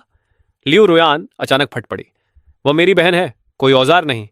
लिन चिंगशु ठंडी आवाज में बोली, रोयान, तुम अभी भी बहुत ज्यादा भावुक हो। मैंने तुम्हें पहले भी कहा है, अगर तुम्हें असली ताकत चाहिए तो हर भावनात्मक कमजोरी को काटना पड़ेगा। दोनों के बीच का माहौल तुरंत बर्फ जैसा ठंडा हो गया। लिन चिंगजुए बोली, ठीक है, जो चाहो करो, लेकिन खुद से पूछो, क्या अपनी बहन को वहां जाने देना सच में उसके लिए अच्छा है? तुम और मैं दोनों जानते हैं कि चाहे इटर्नल नाइट डीमन एम्परर खुद उसकी मदद करे, फिर भी उसकी कल्टीवेशन को बदलना लगभग नामुमकिन है। आखिर में वह डीमन रियल में मर ही जाएगी। लियू रुयान ने ठंडे स्वर में जवाब दिया, वह मरने से तो बेहतर है, और सबसे ज्यादा गुस्सा मुझे इस बात का है कि तुमने जो किया उसके बारे में मुझे पहले बताया भी नहीं। अगर दोबारा ऐसा किया तो फिर मुझे दोष मत देना। लिन चिंगशु की भौहें सिकुड़ गईं। अब यह मुझे धमकी दे रही है। लगता है खुद को बहुत बड़ा समझने लगी है। उधर डीमन रेल्म और इमॉर्टल रूइंस की सीमा पर लियू यूनिये ने तुम्हें देखते ही राहत की सांस ली। ब्रदर इन लॉ, क्या आप सच में मेरी कल्टीवेशन बदल सकते हैं? तुम मुस्कुराए। क्या मैंने कभी तुमसे झूठ बोला है? अभी कर देता हूं। अगले ही पल तुम उसे लेकर कोर्टयार्ड में लौट आए। वहां लू दानहोंग पहले से इंतजार कर रही थी। लियू यूनाई तुरंत घुटनों के बल बैठ गई और बोली, मास्टर, कृपया मेरा प्रणाम स्वीकार कीजिए। इमॉर्टल रूइंस में जो कुछ हुआ उसके बाद उसके अंदर मजबूत बनने की आग जल रही थी। लू दानहोंग जल्दी से आगे बढ़ी और उसे उठाते हुए बोली, अरे उठो उठो। तभी उसके पीछे से एक हाथ उसके कंधे पर रखा गया और तुमने कहा, फेलो दाओइस्ट लुओ, अब यह तुम्हारी जिम्मेदारी है, इसे अच्छे से सिखाना। अगर यह अच्छा प्रदर्शन करेगी तो मैं तुम्हें अच्छा इनाम दूंगा। यह सुनते ही लू दानहोंग हल्का सा कांप गई, क्योंकि उसके दिमाग में यह किसी चेतावनी जैसा लगा। उसी समय पास खड़ा श्यूतियन फाई यह सब देख रहा था और अंदर ही अंदर गुस्से से जल रहा था। लू दानहोंग से बात खत्म करने के बाद तुम लियू यूनई को अकेले एक छोटे से ग्रोव में ले गए और बोले, मेरी वर्तमान कल्चरेशन पहले से कई गुना ज्यादा है, इसलिए ग्रैंड अर्थ रियलम से नीचे की किसी भी कल्चरेशन को आसानी से बदला जा सकता है। करीब 15 मिनट बाद तुमने सफलतापूर्वक लियू यूनई की कल्चरेशन को डीमिक एनर्जी में बदल दिया। तुमने कहा, ठीक है, अब तुम्हारी कल्टीवेशन बदल चुकी है। अब यहां आराम से रहो, और अगर कोई ऐसी परेशानी आए जिसे तुम संभाल ना सको तो सीधे मेरे पास आना। उसी क्षण लियू यूनई के मन में एक अजीब सी भावना उठी। तुमने यह महसूस किया और तुरंत गला साफ करते हुए बोले, अगर और कुछ नहीं है तो मैं चलता हूं। थोड़ा समय लो और अपनी नई स्थिति की आदत डालो। इतना कहकर तुम तुरंत वहां से निकल गए। लियू यूनी का चेहरा पूरी तरह लाल हो गया, लेकिन उसी समय उसके जेड स्लिप पर उसके छोटे भाई का मैसेज आया। थोड़ी देर हिचकने के बाद उसने कॉल उठा लिया। लियू श्योन्यू बोला, सेकंड सिस, आखिर तुमने जवाब दिया। मैं तो घबरा गया था, लगा कहीं तुमने कोई बेवकूफ़ी न कर ली हो। अपने भाई की आवाज़ सुनकर लियू यूनी के दिल में गर्माहट आ गई। उसने कहा, मैं ठीक हूँ। ब्रदर इन लॉ मुझे लेने आए थे और उन्होंने मेरी कल्टीवेशन भी बदल दी। लियू श्वान्यू हैरान रह गया। सेकंड सिस, तुम सेंट किंग रियल में हो, यह कैसे संभव है? तुम मजाक कर रही हो। लियू यूनी हंसकर बोली, मैंने कब तुमसे झूठ बोला है? तुम हमेशा से ब्रदर इन लॉ को बहुत कम समझते आए हो। तुम उन्हें बहुत कम आंकते हो। वह सच में कमाल के हैं। यह सुनकर लियू श्वान्यू पूरी तरह चुप हो गया। लियू यूनी समझ गई कि उसका भाई अभी भी पूरी तरह यकीन नहीं कर रहा। उसने कहा, लिटिल ब्रो, मुझसे वादा करो कि मैं जो बताने वाली हूं वह बिग सिस को नहीं बताओगे। तब मैं तुम्हें एक ऐसी बात बताऊंगी जिससे सब कुछ तुरंत समझ आ जाएगा। लियू श्योन्यू बोला, क्या मतलब बिग सिस को मत बताना? आखिर बात क्या है, सीधे बताओ। लियू यूनी बोली, पहले हेवनली डाओ की कसम खाओ, अगर बिग सिस को बताया तो जिस लड़की को तुम पसंद करते हो उससे तुम कभी शादी नहीं कर पाओगे। लियू श्योन्यू का मुंह खुला का खुला रह गया।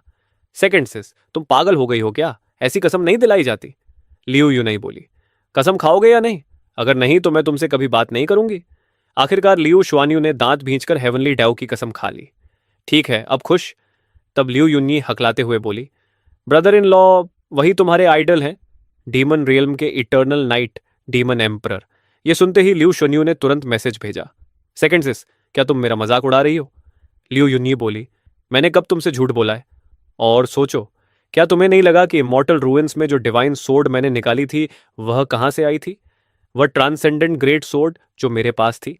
और क्या तुमने इमॉर्टल रूइंस में उनसे ज्यादा ताकतवर किसी को देखा था? सच तो यह है कि ऐसी तलवारें तो मियाओ मियाओ और जिक्सुआन के लिए सिर्फ खिलौने हैं। वे उनसे बस खेलती हैं। ये सुनते ही लियू शुआन्यू को अपनी गलती का एहसास हुआ और उसने खुद को जोर से थप्पड़ मार लिया। फिर बोला, सिस, क्या मैं तुमसे एक बात पूछ सकता हूँ? क्या ब्रदर इन लॉ अब मुझसे पूरी तरह नफरत करते हैं? क्या उनके दिल में मेरे लिए बिल्कुल भी अच्छा एहसास नहीं बचा? क्या अब सब ठीक करना बहुत देर हो चुकी है? लियो युन्यी ने कहा, ठीक है, कम से कम तुम्हें अपनी गलती का एहसास तो है। मैं कोशिश करूंगी कि आगे से ब्रदर इन लॉ के सामने तुम्हारे लिए अच्छी बात कह सकूं। लियो शुआन्यू तुरंत बोला, हाँ हाँ, धन्यवाद सिस, बहुत बहुत धन्यवाद। तुम सच में मेरी फेवरेट सिस्टर हो। वाह! ये कहते ही लियो श्याओन्यू हंस पड़ा। लियो युनई थोड़ा अजीब महसूस करते हुए हल्का सा हंस दी, क्योंकि जब उसका छोटा भाई बेकार की बातें नहीं करता था तब वह सच में काफी अच्छा लगता था। उसी समय लियू शुअन्यू ने सोचा कि थोड़ा और जानकारी निकाल ली जाए, इसलिए उसने कैजुअली पूछा, हाँ सिस, हे होंग, इन दिनों कैसे हैं? वो तो ब्रदर इन लॉ के बहुत करीबी हैं। अभी तो उनकी जिंदगी मजे में चल रही होगी, है ना? लियू युन्नी ने बिना सोचे जवाब दिया, old he. Brother in law की मदद से उन्हें जल्द ही पूरे कैनियन कॉन्टिनेंट का सबसे शानदार फोर्जिंग चेंबर मिलने वाला है। और उससे भी बड़ी बात यह कि डीमन रियल्म का सबसे शक्तिशाली वेपन फोर्जर खुद उन्हें एडवांस्ड फोर्जिंग टेक्निक्स सिखा रहा है।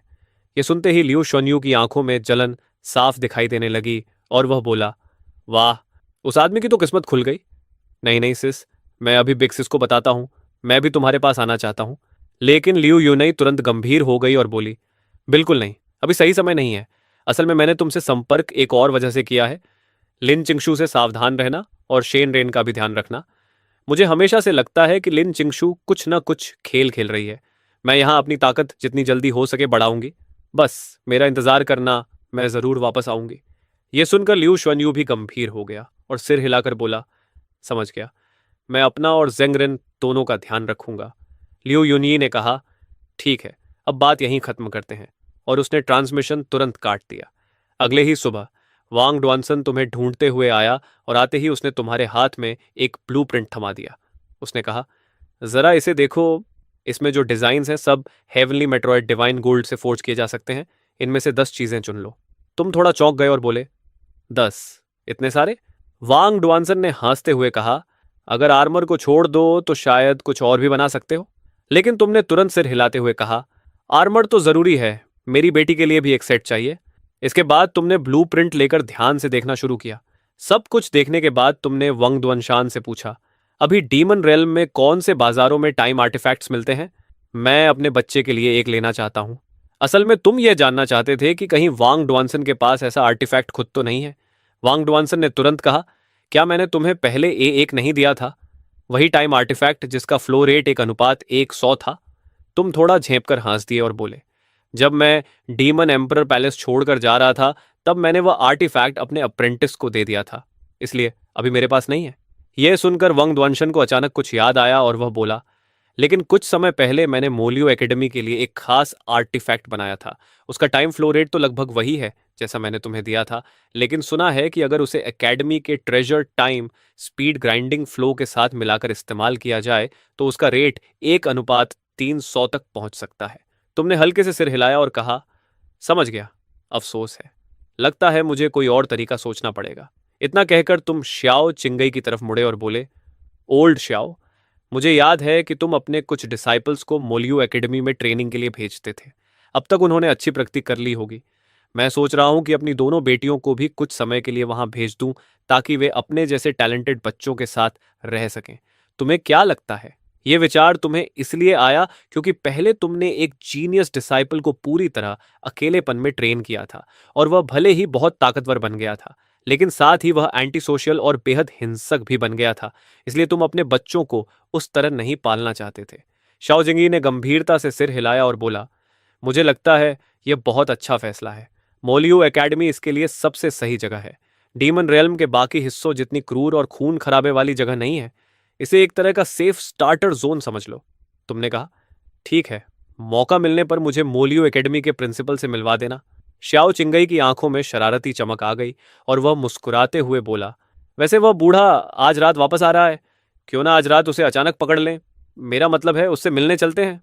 तुमने कुछ नहीं कहा, लेकिन तुम दोनों पुराने चालाक लोमड़ियों की तरह एक ही समय पर मुस्कुरा दिए।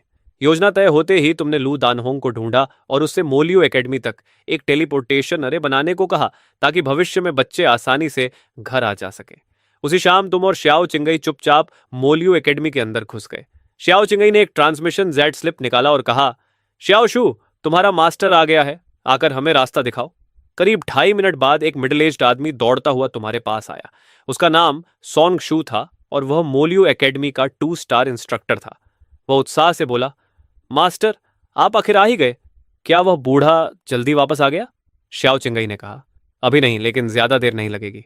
सॉन्ग शू बोला, तो आइए। और वह तुम्हें अंदर ले जाने लगा। श्याओ चिंगई के मन में उस समय जबरदस्त उत्साह था, क्योंकि पहले जब वह अकेले आता था तो वह बूढ़ा उसकी बात नहीं मानता था, लेकिन आज वह तुम्हें साथ लाया था और उसे पूरा भरोसा था कि इस बार वह बूढ़ा जिद नहीं करेगा। सॉन्ग शू चुपचाप तुम्हें अकेडमी के अंदर ले गया, लेकिन उसी समय अकेडमी के सूट्रा डिपॉजिटरी में बैठे एक बूढ़े आदमी ने अचानक आंखें खोल दी।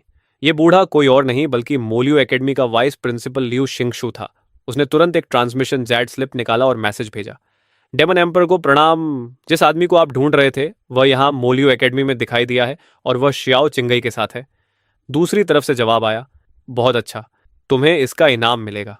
यह मैसेज भेजने वाला डीमन रियलम का वर्तमान शासक लोन डीमन एम्परर था। वह इस दिन का बहुत लंबे समय से इंतजार कर रहा था। उसने धीरे से कहा, मास्टर, आप इतने निर्दयी कैसे हो सकते थे? आप बिना कुछ कहे चले गए, बस एक चिट्ठी छोड़ दी। क्या आपको पता है इन सालों में मैंने क्या सहा है? फिर उसका चेहरा अचानक ठंडा हो गया और उसने कहा, अब इंतजार करो। मेरी ताकत पहले से 10 गुना ज्यादा हो चुकी है और इस बार मैं आपको दिखाऊंगा कि मैं क्या बन चुका हूं। उधर मोलियो एकेडमी के एक कमरे में श्याओ चिंगई एक सफेद बालों वाले बूढ़े के सामने खड़ा था। वह बूढ़ा कोई और नहीं बल्कि एकेडमी का प्रिंसिपल लियू शिवे था। लियू शिवे ने ठंडी नजर से देखकर कहा, ओह, तो तुम हो शाओ चिंगे। ये मत समझना कि सिर्फ उस आदमी को साथ लाने से मैं तुम्हारी बेवकूफ़ी भरी मांगे मान लूंगा। श्याओ चिंगे मुस्कुराया और बोला, इस बार बात मैं नहीं करने वाला, वह करेगा। तभी तुम आगे बढ़े और शांत आवाज में बोले, प्रिंसिपल लियू, जब आप जानते हैं कि मैं कौन हूं तो मैं सीधे मुद्दे पर आता हूं। पहली बात, कल से मेरी बेटी मोलियो एकेडमी में ट्रेनिंग करेगी। दूसरी बात, जब भी जरूरत हो उसे एकेडमी के time artifact time speed grinding flow का इस्तेमाल करने की अनुमति होगी। अगर आप इन दोनों शर्तों को मान लेते हैं तो मैं आपके लिए एक काम करूंगा। यह सुनकर लियू शिवे पूरी तरह हैरान रह गया, क्योंकि उसे उम्मीद ही नहीं थी कि तुम्हारी बेटी भी है और तुम ऐसी शर्तें रखोगे। लेकिन थोड़ी देर बाद उसने सख्त आवाज में जवाब दिया, कल से? यह असंभव है। नए स्टूडेंट्स की अगली परीक्षा 3 साल बाद होगी। परीक्षा पास करो तभी यहां ट्रेनिंग मिलेगी। और दूसरी शर्त? बिल्कुल नामुमकिन, लियू शिवेई ने सख्त स्वर में कहा। टाइम स्पीड ग्राइंडिंग फ्लो हमारी एकेडमी का सबसे कीमती ट्रेजर है। इसे किसी को भी यूं ही इस्तेमाल करने नहीं दिया जा सकता। यह सुनते ही कमरे में अचानक गहरी खामोशी छा गई। श्याओ चिंगी की आंख हल्की सी फड़क गई, क्योंकि उसे यकीन ही नहीं हो रहा था कि यह बूढ़ा सच में हर किसी के साथ इतना ही सख्त रहता है। उसने मन ही मन सोचा कि ओल्ड लियू तो किसी को भी जरा सा फेस नहीं देता। लियू शिवेई ने दृढ़ आवाज में कहा, नियम तो नियम होते हैं, तुम चाहे जो भी हो, मेरा जवाब वही रहेगा। बाहर से वह पूरी आत्मविश्वास से बोल रहा था, लेकिन अंदर ही अंदर वह काफी घबरा चुका था। लेकिन उसे उम्मीद नहीं थी कि तुम अचानक शांत स्वर में कहोगे, ठीक है, अगर रास्ता बंद है तो चलो वापस चलते हैं, मेरी बेटी शायद मुझे याद कर रही होगी। यह सुनकर लियू शिवे सच में चौंक गया। उसने सोचा, इटर्नल नाइट डीमन एम्परर इतनी आसानी से पीछे हट रहा है। तभी अगले ही पल शाओ चिंगे बोल पड़ा, रुको, क्या हम सच में ऐसे ही चले जाएंगे? मुझे तो यह बिल्कुल भी अच्छा नहीं लग रहा। क्यों ना पहले इसे थोड़ा पीट लें फिर चले जाएं? तुम हल्का मुस्कुराए और बोले, अगर यह अपने नियमों की इतनी परवाह करता है तो इसे पीटने से भी कुछ नहीं बदलेगा। लेकिन मेरे पास एक और तरीका है। फिर तुमने उस भयानक ऊर्जा के गोले की तरफ देखा और कहा, जब से हम यहाँ आए हैं यह चीज उस टाइम स्पीड ग्राइंडिंग फ्लो को देखकर ललचा रही है। अगर मैं इसे चुपचाप छोड़ दूं तो यह अकेले इसे संभाल नहीं पाएगा, और जब ऐसा होगा शायद यह खुद मेरे पास आकर मदद मांगेगा। और अगर तब भी नहीं माना तो नियम तो सिर्फ निर्जीव चीजें हैं, इंसान को उनके साथ मरने की जरूरत नहीं होती। यह सुनते ही लियू शिवेई की नजर तुरंत उस डरावनी ऊर्जा पर टिक गई। उसके बूढ़े चेहरे की मांसपेशियां हल्की सी फड़क गईं, क्योंकि उस ऊर्जा से उसे साफ महसूस हो रहा था कि वह आसपास की हर चीज को निगल जाने की भूख रखती है। तभी श्याओ चिंगई ने जानबूझकर ऊंची आवाज में कहा, ठीक है, चलो यहां से निकलते हैं। अब और क्या इंतजार करना। यह सुनकर लियू शिवेई सच में घबरा गया और तुरंत 2 बार नकली खांसी करके बोला, रुको, तुम दोनों जरा ठहरो। मैं बस सोच रहा था कि शायद कुछ नियमों में थोड़ी बहुत गुंजाइश निकाली जा सकती है, लेकिन पहले तुम्हें मेरे लिए एक काम करना होगा। तुम और श्याओ चिंगई एक दूसरे की तरफ देखे और समझ गए कि यह बूढ़ा बहुत जल्दी मान गया। तुमने तुरंत वह ऊर्जा का गोला वापस रख दिया और बोले, ठीक है, बताओ क्या करना होगा। लियू शिवेई ने हाथ आगे बढ़ाया और उसकी हथेली में एक खुरदुरा गहरे रंग का प्राचीन धातु का टुकड़ा था। उसने कहा, आज रात मैं इसी चीज को लेने के लिए वापस आया हूं। मैं इसे टियनयू डीमन केव में लगभग 30 ली अंदर ले जाकर हंटिंग एमरल्ड वाइन्स से टेम्पर करवाने वाला था। फिर उसने सीधे तुम्हारी तरफ देखा और बोला, चूंकि तुम वापस आ गए हो, ये ट्रेजर तुम ले जाओ। जितना गहरा जा सको उतना अंदर जाओ और कम से कम 1 घंटे तक वहीं रहो। अगर हो सके तो तब तक रुको जब तक इसके ऊपर बने पैटर्न्स सुनहरे रंग के ना हो जाए। तुमने बिना किसी झिझक के तुरंत मान लिया, क्योंकि तुम्हारी वर्तमान ताकत के लिए यह तो बच्चों का खेल था। लेकिन जैसे ही तुम उस धातु को लेने के लिए हाथ बढ़ाने लगे, लियू शिवेई ने अचानक हाथ पीछे खींच लिया और बोला, रुको, तुमने जो दूसरी शर्त पहले रखी थी उसमें एक समस्या है। उस टाइम स्पीड ग्राइंडिंग फ्लो को एक्टिवेट करने में काफी रिसोर्सेज लगते हैं। क्या तुम सच में उम्मीद करते हो कि हमारी मोलियो एकेडमी ही उसका खर्च उठाए? शाओ चिंगी यह सुनकर बिल्कुल निरुत्तर हो गया। फिर उसने कहा, क्या तुम सच में कह रहे हो कि इटर्नल नाइट डीमन एम्परर तुम्हें कुछ रिसोर्सेज भी नहीं दे सकता? तुम थोड़ा असहज होकर हंस पड़े और बोले, सच कहूं तो इस समय मेरे पास सच में इतने डीमन क्रिस्टल्स नहीं हैं। मुझे अभी पता चला कि मेरे जमा किए हुए क्रिस्टल्स पहले ही जल चुके हैं। फिर तुमने मुस्कुराकर शाओ चिंगी की तरफ देखा और कहा, ओल्ड शाओ, इतने सालों में तुमने तो काफी डीमन क्रिस्टल्स जमा कर लिए होंगे, है ना? यह सुनते ही शाओ चिंगी ने खुद को ही मुंह पर थप्पड़ मार लिया। 1 घंटे बाद जब तुम लियू शिवे द्वारा दिया गया काम पूरा करके लौटे तो सीधे कोर्टयार्ड में आकर आवाज लगाई, जिक्सुआन, मियाओ मियाओ, डैडी वापस आ गया। तुरंत कई लोग बाहर आ गए। लियू जिक्सुआन दौड़कर तुम्हारे पास आया और पूछा, डैडी कैसा रहा? अब तक लियू जिक्सुआन को पता चल चुका था कि मोलियो एकेडमी के पास डीमन रियल्म का सबसे शक्तिशाली टाइम आर्टिफैक्ट है और वह ग्रैंड अर्थ रियल्म में ब्रेक थ्रू करने के लिए बेहद उत्साहित था। तुमने मुस्कुराकर कहा, तुम दोनों अब डीमन रियल्म की सबसे बेहतरीन एकेडमी में ट्रेनिंग करने वाले हो। इसके बाद तुम शुए त्यनफेई के पास गए और बोले, मुझे तुमसे एक बात करनी है। अभी मेरे पास डीमन क्रिस्टल्स थोड़े कम हैं, इसलिए मुझे तुमसे कुछ उधार लेने होंगे। बच्चों को मोलियो एकेडमी के टाइम आर्टिफैक्ट का इस्तेमाल करने के लिए रिसोर्सेज चाहिए होंगे। तुम्हें अच्छी तरह पता था कि श्यू तियानफई का परिवार डीमन रियलम के सबसे बड़े ट्रेड गिल्ड्स में से एक चलाता है। यह सुनते ही श्यू तियानफई की आंखें चमक उठी और वह बोली, तुम्हें जितने चाहिए उतने ले लो। तुमने कहा, तो फिर 100 million top grade demon crystals दे दो। श्यू तियानफई ने बिना एक पल सोचे जवाब दिया, ठीक है, मैं अभी किसी को भेजकर भिजवा देती हूं। तुमने कहा, जब मेरा अप्रेंटिस आएगा तो मैं तुम्हें लौटा दूंगा। लेकिन जुए तियनफेई ने तुरंत कहा, तुम क्या कह रहे हो? और वैसे भी ये बच्चों के लिए है, इतना तो मैं कर ही सकती हूँ। फिर वह लियू जिक्सुआन और लियू म्याओ म्याओ के पास गई और बोली, आंटी शुए तुम्हें खुद स्कूल छोड़ने और लेने आएगी, कैसा रहेगा? लियू म्याओ म्याओ की आंखें चमक उठी और वह बोली, हाँ आंटी शुए, अब आप पीछे नहीं हट सकती। तुमने तुरंत कहा, म्याओ म्याओ, आंटी शुए को परेशान मत करो, तुम्हारे पास मैं हूं ना। लेकिन लियू म्याओ म्याओ ने शुए तियनफेई का हाथ कसकर पकड़ लिया और बोली, मुझे आंटी शुए ही चाहिए। जब आंटी शुए होती हैं तो मुझे स्वादिष्ट खाना भी मिलता है और ट्रेनिंग भी। ये सुनते ही लियू जिक्सुआन ने उसकी गोल मटोल गालों को पकड़कर कहा, तुम छोटी फूडी, कभी ट्रेनिंग पर भी ध्यान दे लिया करो। तुम ही तो कहती थी कि जल्दी ग्रैंड अर्थ रियल में ब्रेक थ्रू करना है। लियू मियाओ मियाओ ने गाल फुलाकर कहा, लेकिन मैंने पता लगा लिया है कि जब मैं स्वादिष्ट खाना खाते हुए ट्रेनिंग करती हूं तो मेरी ट्रेनिंग और भी तेज हो जाती है। यकीन नहीं होता? देखो।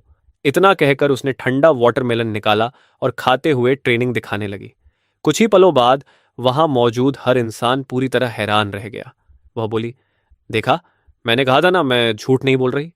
तुम तुरंत आगे बढ़े और अपनी बेटी के सिर पर हाथ रखते हुए बोले, म्याओ म्याओ, एक बार फिर ट्रेनिंग करके दिखाओ, मुझे खुद देखना है।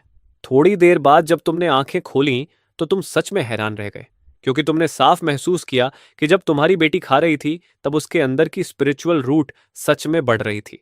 फिर थोड़ा झेंपते हुए तुमने कहा, अगर ऐसा है तो मियाओ मिया, अब से तुम खाते हुए भी ट्रेनिंग कर सकती हो। फिर तुमने शिव तियानफे की तरफ देखा और मुस्कुराकर कहा, वैसे यह सारा खाना तुम ही उसे चुपके से दे रही थी, है ना? यह सुनते ही लियू मियाओ मियाओ तुरंत जुए तियानफे के सामने खड़ी हो गई और बोली, डैडी, आंटी जुए को मत डांटो। अगर आंटी जुए नहीं होती तो मुझे कभी पता ही नहीं चलता कि मैं ऐसे ट्रेनिंग कर सकती हूँ। जुए तियानफे की आंखों में तुरंत स्नेह भर आया और वह बोली, उफ, काश ये बच्ची मेरी होती। तुम थोड़ा असहज होकर सिर खुजाने लगे और बोले, मैं आपको डांट नहीं रहा था आंटी शुए, मैं तो बस आपका धन्यवाद कर रहा था। श्वेत अनफे हल्की मुस्कान के साथ बोली, अगर सच में धन्यवाद कर रहे हो तो फिर उसका एक रिवॉर्ड भी होना चाहिए। तब तुमने श्वेत अनफे की तरफ देखकर पूछा, तो बताओ तुम्हें किस तरह का रिवॉर्ड चाहिए? श्वेत अनफे अचानक इतनी खुश हो गई जैसे उसे खुद भी उम्मीद नहीं थी। वह बोली, रुको, क्या तुम सच में सीरियस हो? तुमने सिर हिलाकर हाँ कहा। पास खड़े शाओचिंगी ने यह सब देखा और वही चालाक मुस्कान फिर से उसके चेहरे पर आ गई। वह हंसकर बोला, मैं तो तुम्हारे पक्ष में हूं शिव तियान फई। लेकिन शिव तियान फई ने सबको हैरान कर दिया और बोली, बस मेरे बारे में कुछ अच्छा बोल दो। ये सुनकर तुम भी उसे नए नजरिए से देखने लगे और मुस्कुराकर बोले, ठीक है, तुमने बहुत अच्छा किया। ये सुनते ही शिव तियान फई का चेहरा ऐसे खिल उठा जैसे उसने शहद खा लिया हो। फिर उसने कहा, ठीक है मियाओ मियाओ, जिक्सुआन, तुम दोनों आंटी शिव के साथ आओ। मैंने तुम्हारे लिए कुछ चीजें तैयार की हैं, मोलियो एकेडमी में तुम्हें उनकी जरूरत पड़ेगी। इतना कहकर वह दोनों को कमरे के अंदर ले गई। ये सब देखकर श्याओ चिंगई ने हैरानी से सिर हिलाया और बोला, भाई, क्या ये वही शिव त्यानफई है जिसे हम जानते हैं? अब तो सच में इसमें वाइफ और मॉम वाली वाइब आने लगी है। तुमने श्याओ चिंगई की तरफ देखा लेकिन कुछ नहीं कहा, क्योंकि सच तो यह था कि अभी जो हुआ था उसने तुम्हें भी थोड़ा हैरान कर दिया था। श्याओ चिंगई ने देखा कि तुम्हारे पास कोई जवाब नहीं है तो वह जोर से हंस पड़ा। हा हा हा, यही तो है शिव त्यानफई, रिस्पेक्ट रिस्पेक्ट। करीब आधे घंटे बाद एक कमरे में अकेले बैठी लियू जीशुआन गंभीरता से लियू मियाओ मियाओ को देख रही थी और बोली, लगता है तुम्हें सच में आंटी शुए बहुत पसंद है। क्या सिर्फ इसलिए कि वह तुम्हें अच्छा खाना देती है? उसे पता था कि उसकी छोटी बहन अब अपनी सोच विकसित करने लगी है। लियू मियाओ मियाओ ने थोड़ा सोचकर कहा, सिस, मुझे लगता है आंटी शिव बिल्कुल डैडी जैसी है। वह सच में मेरी परवाह करती हैं, शायद मॉम से भी ज्यादा। यह कहते हुए उसने होंठ भींच ली और चुपचाप नीचे देखने लगी। पहले मॉम बस कल्टीवेशन ही करती रहती थी, उन्होंने हमारे साथ कभी समय ही नहीं बिताया। यह सुनकर लियू जिक्सवान भी कुछ देर चुप हो गई। तभी लियू मियाओ मियाओ ने ऊपर देखा और उसकी आंखों में हल्की उदासी थी। वह बोली, सिस, मैंने महसूस किया है कि जब मैं आंटी शिव के साथ होती हूं तो मुझे मॉम की याद भी कम आती है। यह सुनकर लियू जिक्सवन ने देखा कि उसकी छोटी बहन रोने वाली है तो उसने उसे कसकर गले लगा लिया और बोली, तो फिर हम आंटी शुए के साथ अच्छा रिश्ता बनाएंगे और मॉम के बारे में ज्यादा नहीं सोचेंगे। अगली सुबह जब तुम अपनी बेटियों को लेकर ल्यूमो एकेडमी जाने की तैयारी कर रहे थे, तभी तुम्हारी नजर सन मिंजी पर पड़ी और तुमने पूछा, तुम भी चल रही हो? सन मिंजी की आंखें हैरानी से फैल गईं और वह बोली, क्या मुझे भी जाने की इजाजत है? तुमने शांत स्वर में कहा, मैं ल्यूमो एकेडमी के हेडमास्टर से कह दूंगा कि मैं अपनी बेटियों को वहां दाखिल करा रहा हूं। तुम बस मेरी एक बेटी बनकर चलना ताकि तुम भी वहां के टाइम एक्सिलरेटिंग ट्रेजर का इस्तेमाल करके कल्चरेशन कर सको। सन मिंजी घबरा गई और बोली, क्या यह सच में ठीक है? मैं तो कोई खास नहीं हूं, मेरे पास देने के लिए कुछ भी नहीं है। लेकिन उसके बोलने से पहले ही तुमने बात काट दी। फैसला हो चुका है, तुम जिक्सुआन के साथ रहोगी और तुम दोनों एक दूसरे का ख्याल रखोगी। सन मिंजी को यकीन ही नहीं हुआ कि उसे ऐसा मौका मिलेगा। उसने तुरंत झुककर 90 डिग्री का प्रणाम किया और बोली, बहुत धन्यवाद सीनियर। उसी समय लियू यूनई भी पास आ गई और बोली, ब्रदर इन लॉ, मेरे मास्टर, और मैंने वह टेलीपोर्टेशन अरे बना लिया है जिसकी आपको जरूरत थी। क्या आज ही उसे दोनों जगह सेट कर दें? तुमने कहा, हाँ। तभी तुम्हें अचानक एक ख्याल आया और तुम बोले, ओ हाँ यूनी, अगर तुम चाहो तो तुम भी मेरी बेटी बनकर ल्यूमो एकेडमी में दाखिला ले सकती हो। इस पहचान के साथ तुम भी वहां के टाइम ट्रेजर का इस्तेमाल कर सकोगी और जल्दी ब्रेक थ्रू कर पाओगी। यह सुनकर लियो यूनई का चेहरा लाल हो गया और वह बोली, यह तो ठीक नहीं लगता। मेरी उम्र में क्या मैं सच में आपकी बेटी बनकर दिख सकती हूँ? यह सुनकर श्याओ चिंगई जोर से हंस पड़ा और बोला, तुम्हारी बेशर्मी अब मेरी बराबरी करने लगी है। मैं अभी से सोच सकता हूं कि जब वह बूढ़ा तुम्हें इतनी सारी बेटियों के साथ देखेगा तो उसका चेहरा कैसा होगा। तुमने श्याओ चिंगई को घूर कर देखा और बोले, मैंने सिर्फ इतना कहा था कि मैं अपनी बेटियों को दाखिल करा रहा हूं, मैंने ये नहीं कहा कि कितनी बेटियां हैं। श्याओ चिंगई कुछ बोलना चाहता था लेकिन अब देर हो चुकी थी। उधर लियू यूनई अभी भी झिझक रही थी। तब उसके मास्टर ने उसे समझाते हुए कहा, चलो डिसाइपल, मान जाओ, 1:300 का टाइम रेशियो है। तुम्हारे मास्टर को भी ऐसा मौका मिल जाए तो वह मना नहीं करेंगे। तुमने मजाक में कहा, अगर तुम्हें शर्म नहीं आती तो तुम भी मेरी बेटी बन सकती हो। लू दानहोंग तुरंत बोली, नहीं नहीं, मैं इस नाटक में नहीं पढ़ने वाली। थोड़ी देर बाद लियू यूनई ने दांत भींचे और फैसला कर लिया, ठीक है, मैं कोशिश करूंगी। ज्यादा देर नहीं लगी और पूरा समूह ल्यूमो एकेडमी पहुंच गया। लियू शिवे खुद बाहर आकर उन्हें लेने आया, लेकिन जैसे ही उसने तुम्हारे पीछे खड़ी इतनी सारी महिलाओं को देखा, वह तुरंत भौहें सिकोड़कर बोला, ये सब? तुमने शिव तियानफई को छोड़कर बाकी सबकी तरफ इशारा करते हुए कहा, ये सब मेरी बेटियां हैं। कल रात जो समझौता हुआ था उसी के अनुसार इन सबका रजिस्ट्रेशन करा दो। यह सुनकर लियू शिवेई का जबड़ा लगभग जमीन पर गिरने वाला था। तुमने उसके कंधे पर हाथ रखा और हंसकर कहा, इतना हैरान मत हो, ये सब मेरी बेटियां ही हैं। लियू शिवेई लगभग 2.5 मिनट तक चुप खड़ा रहा, फिर बोला, तुम मुझे बहुत मुश्किल में डाल रहे हो। कल रात मुझे लगा था तुम्हारी सिर्फ एक बेटी है। तुमने उसकी तरफ देखकर कहा, क्या अब तुम अपनी बात से मुकरने का सोच रहे हो? लियू शिवेई के होंठ फड़क गए, क्योंकि गलती उसकी थी और ऊपर से शाओ चिंगी भी वहीं खड़ा था। शाओ चिंगी तुरंत समझ गया कि बूढ़ा किस बात से डर रहा है और बोला, ओल्ड लियू, मुझे पता है तुम्हें अपनी रेप्यूटेशन की चिंता है, लेकिन मेरे पास एक ऐसा तरीका है जिससे सबकी समस्या हल हो सकती है। सुनना चाहोगे? लियू शिवेई तुरंत चौकन्ना हो गया। शाओ चिंगई बोला, दूसरों को परेशानी में डालना खुद परेशानी में पड़ने से बेहतर है। यह सुनते ही लियू शिवेई के दिमाग में जैसे अचानक एक रास्ता खुल गया। उसने तुरंत फैसला बदल दिया और बोला, इसमें कोई समस्या नहीं है। वाइस हेडमास्टर लियू चिंगशू के पास जाओ, वह सारी प्रक्रिया पूरी कर देगा। जैसे ही तुम लोग वहां से गए, उसने तुरंत लियू चिंगशू को मैसेज भेज दिया और सारा काम उसके सिर डाल दिया। उसका बूढ़ा चेहरा थोड़ा लाल हो गया और वह बुदबुदाया, हम कभी नहीं सोचा था कि मैं भी ऐसा करूंगा, लेकिन सच कहूं तो यह काफी अच्छा लगा। दूसरी तरफ लियू चिंगशू ने जब यह आदेश सुना तो उसका चेहरा काला पड़ गया, लेकिन जैसे ही उसने तुम्हें अपने पूरे समूह के साथ आते देखा, उसका रवैया तुरंत बदल गया और वह मुस्कुराकर बोला, आप आ गए। हेडमास्टर ने मुझे पहले ही सब बता दिया है। सच कहूं तो यह आइडिया पूरी तरह मेरा ही था। मैं अभी सब व्यवस्था कर देता हूं। थोड़ी देर बाद लियू चिंगशू ने खुशी खुशी तुम्हें 4 आइडेंटिटी टोकन्स दिए और बोला, ये सिर्फ आपकी बेटियों की पहचान के टोकन्स नहीं हैं, इनमें कई अतिरिक्त सुविधाएं भी हैं। हालांकि उनमें से ज्यादातर का इस्तेमाल करने के लिए टोकन में डीमन एसेंस रिचार्ज करना पड़ेगा। तुमने पूछा, अगर बच्चों को उस स्पेशियल ट्रेजर में कभी भी प्रवेश करना हो तो? लियू चिंगशू तुरंत बोला, मैंने चारों टोकन्स को अपग्रेड कर दिया है, अब वे कभी भी कहीं से भी उस स्पेस में प्रवेश कर सकते हैं। लियू चिंगशू ने आगे कहा, लेकिन अगर ये लोग उस टाइम ट्रेजर के अंदर लगातार रहना चाहें तो उसके लिए काफी मात्रा में डीमन विलो एसेंस लगेगा। तभी ज़ुए तियानफेई आगे बढ़ी और बोली, बताइए, अगर बच्चों को वहां जितना चाहें उतना समय रहना हो तो कितने डीमन क्रिस्टल्स लगेंगे?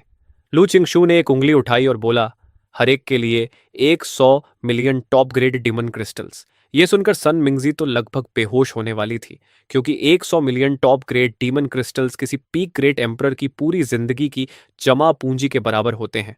लेकिन अगले ही पल सबने देखा कि शिव तियानफई ने बिल्कुल सहज अंदाज में एक स्टोरेज रिंग निकालकर लू चिंगशू की तरफ फेंक दी और बोली, इसमें 1 बिलियन है।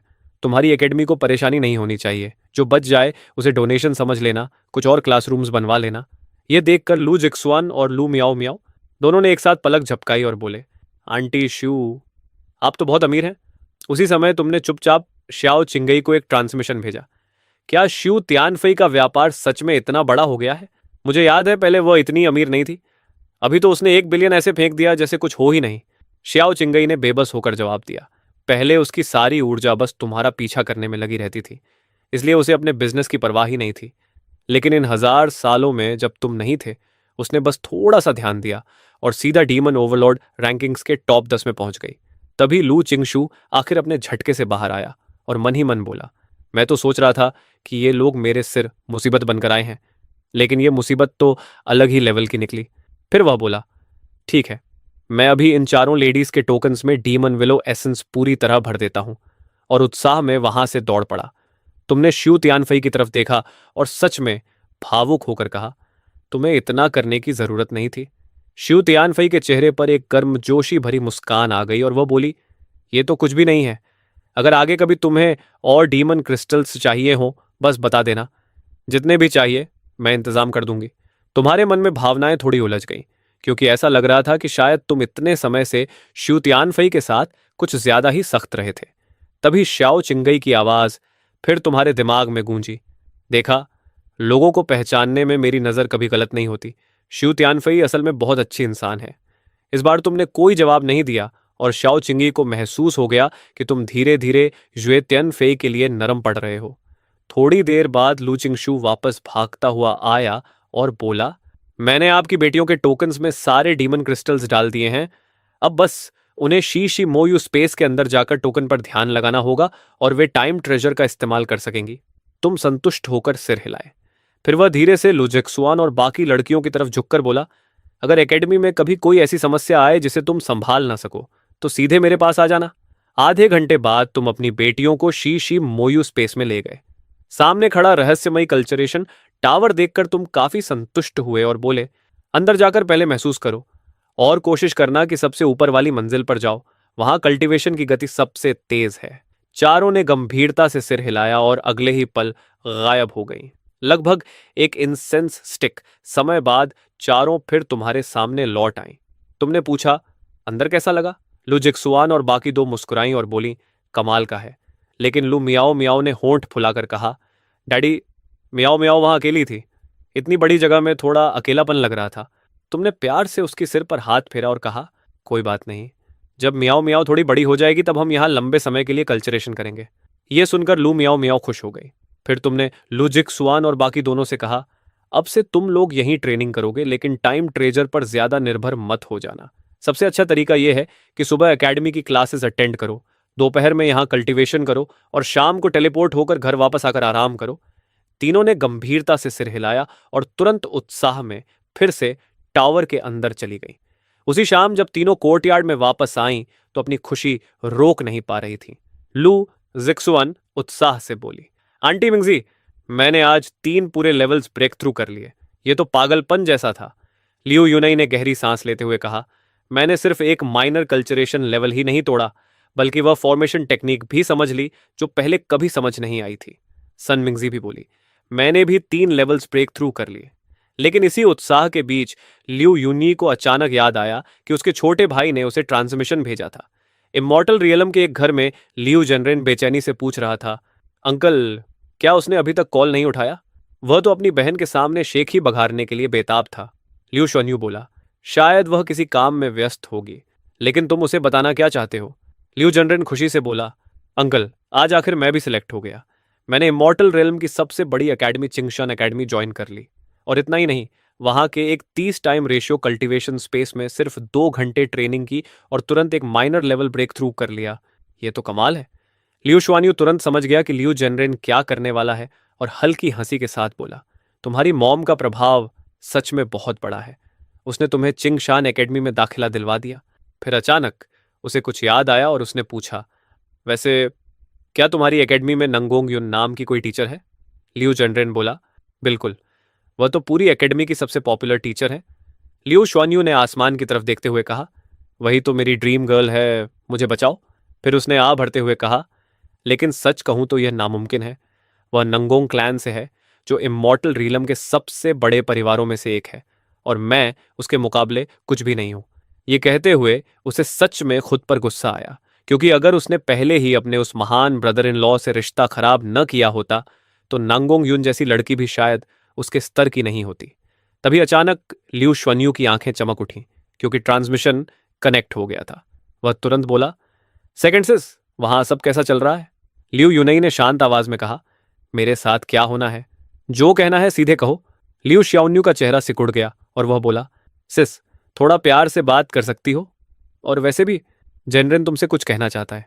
लियू जनरन तुरंत आगे झुककर बोला, आंटी, क्या मेरी सिस्टर वहां है? तभी दूसरी तरफ से एक आवाज आई, क्या चाहिए, जल्दी बोलो।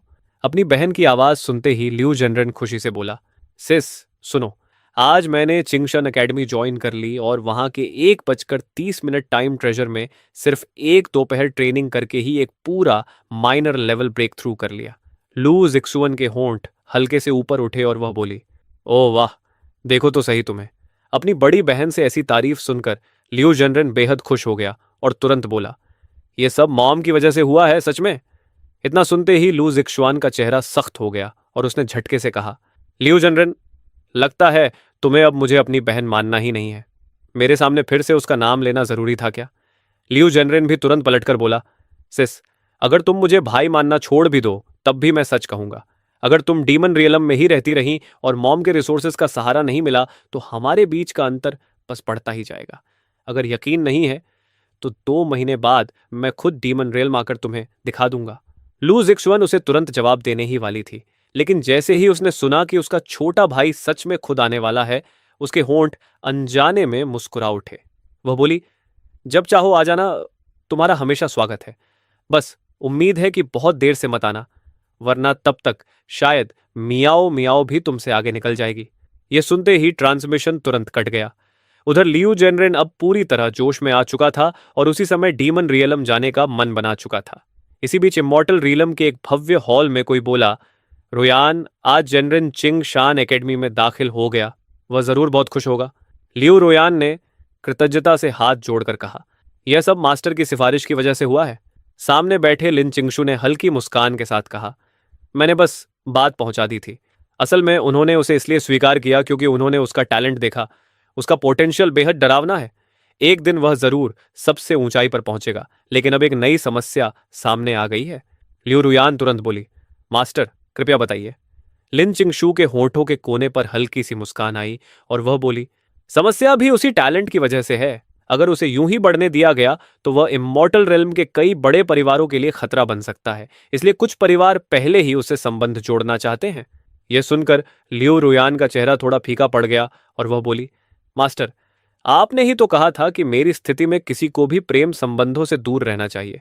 लिन चिंगशू ने तुरंत उसे रोकते हुए कहा, रुयान, पहले मेरी बात पूरी सुनो। मैंने उन परिवारों से इस बारे में बात की थी। पहले तो वे मानने को तैयार नहीं थे, लेकिन काफी समझाने के बाद उन्होंने एक समझौता किया, और सच कहूं तो यह हमारे भविष्य के प्लान के लिए भी अच्छा है। लियो रुयन ने गहरी सांस ली और पूछा, वे क्या चाहते हैं? लिन चिंगशू ने कहा, वे चाहते हैं कि तुम उनके हर क्लैन से 2 लोगों को अपने डायरेक्ट डिसाइपल्स के रूप में स्वीकार करो। इस तरह उनके परिवारों का तुमसे मजबूत संबंध बन जाएगा और वे भी चिंतित नहीं रहेंगे। लियो रुयन कुछ पल सोचती रही, फिर धीरे से सिर हिलाया और बोली, ठीक है, मैं मास्टर की बात मानूंगी। लिन चिंगशू ने संतोष से कहा, अच्छा है, मैं अभी जाकर यह सब तय कर देती हूं। इतना कहकर वह मुड़ी और उसके चेहरे पर एक ठंडी चालाक मुस्कान उभरी। लियो रुयान, अब तुम मेरे हाथ से निकल नहीं सकती। उधर डीमन रेल्म में 2 आरामदायक दिन बीतने के बाद हुए तियनफे तुम्हें ढूंढते हुए आई और बोली, अगले कुछ दिनों के लिए मुझे अपने क्लैन वापस जाना पड़ेगा। कुछ जरूरी काम है, पता नहीं कितना समय लगेगा। यह सुनकर तुम्हें अंदर से हल्की सी अजीब सी भावना महसूस हुई, क्योंकि पहले अगर वह जाती तो तुम्हें राहत मिलती। तुमने बस इतना कहा, ठीक है, लेकिन काम खत्म करके जल्दी वापस आना। यह सुनते ही शू तियानफई के गाल हल्के से गुलाबी हो गए, क्योंकि उसे लगा कि आखिरकार उसकी कोशिशों को तुम्हारी तरफ से थोड़ा स्वीकार मिला है। फिर तुमने कहा, और जाने से पहले मियाओ मियाओ से जरूर मिल लेना। इन दिनों जब वह घर लौटती है तो सबसे पहले तुम्हें ढूंढती है, मुझे नहीं।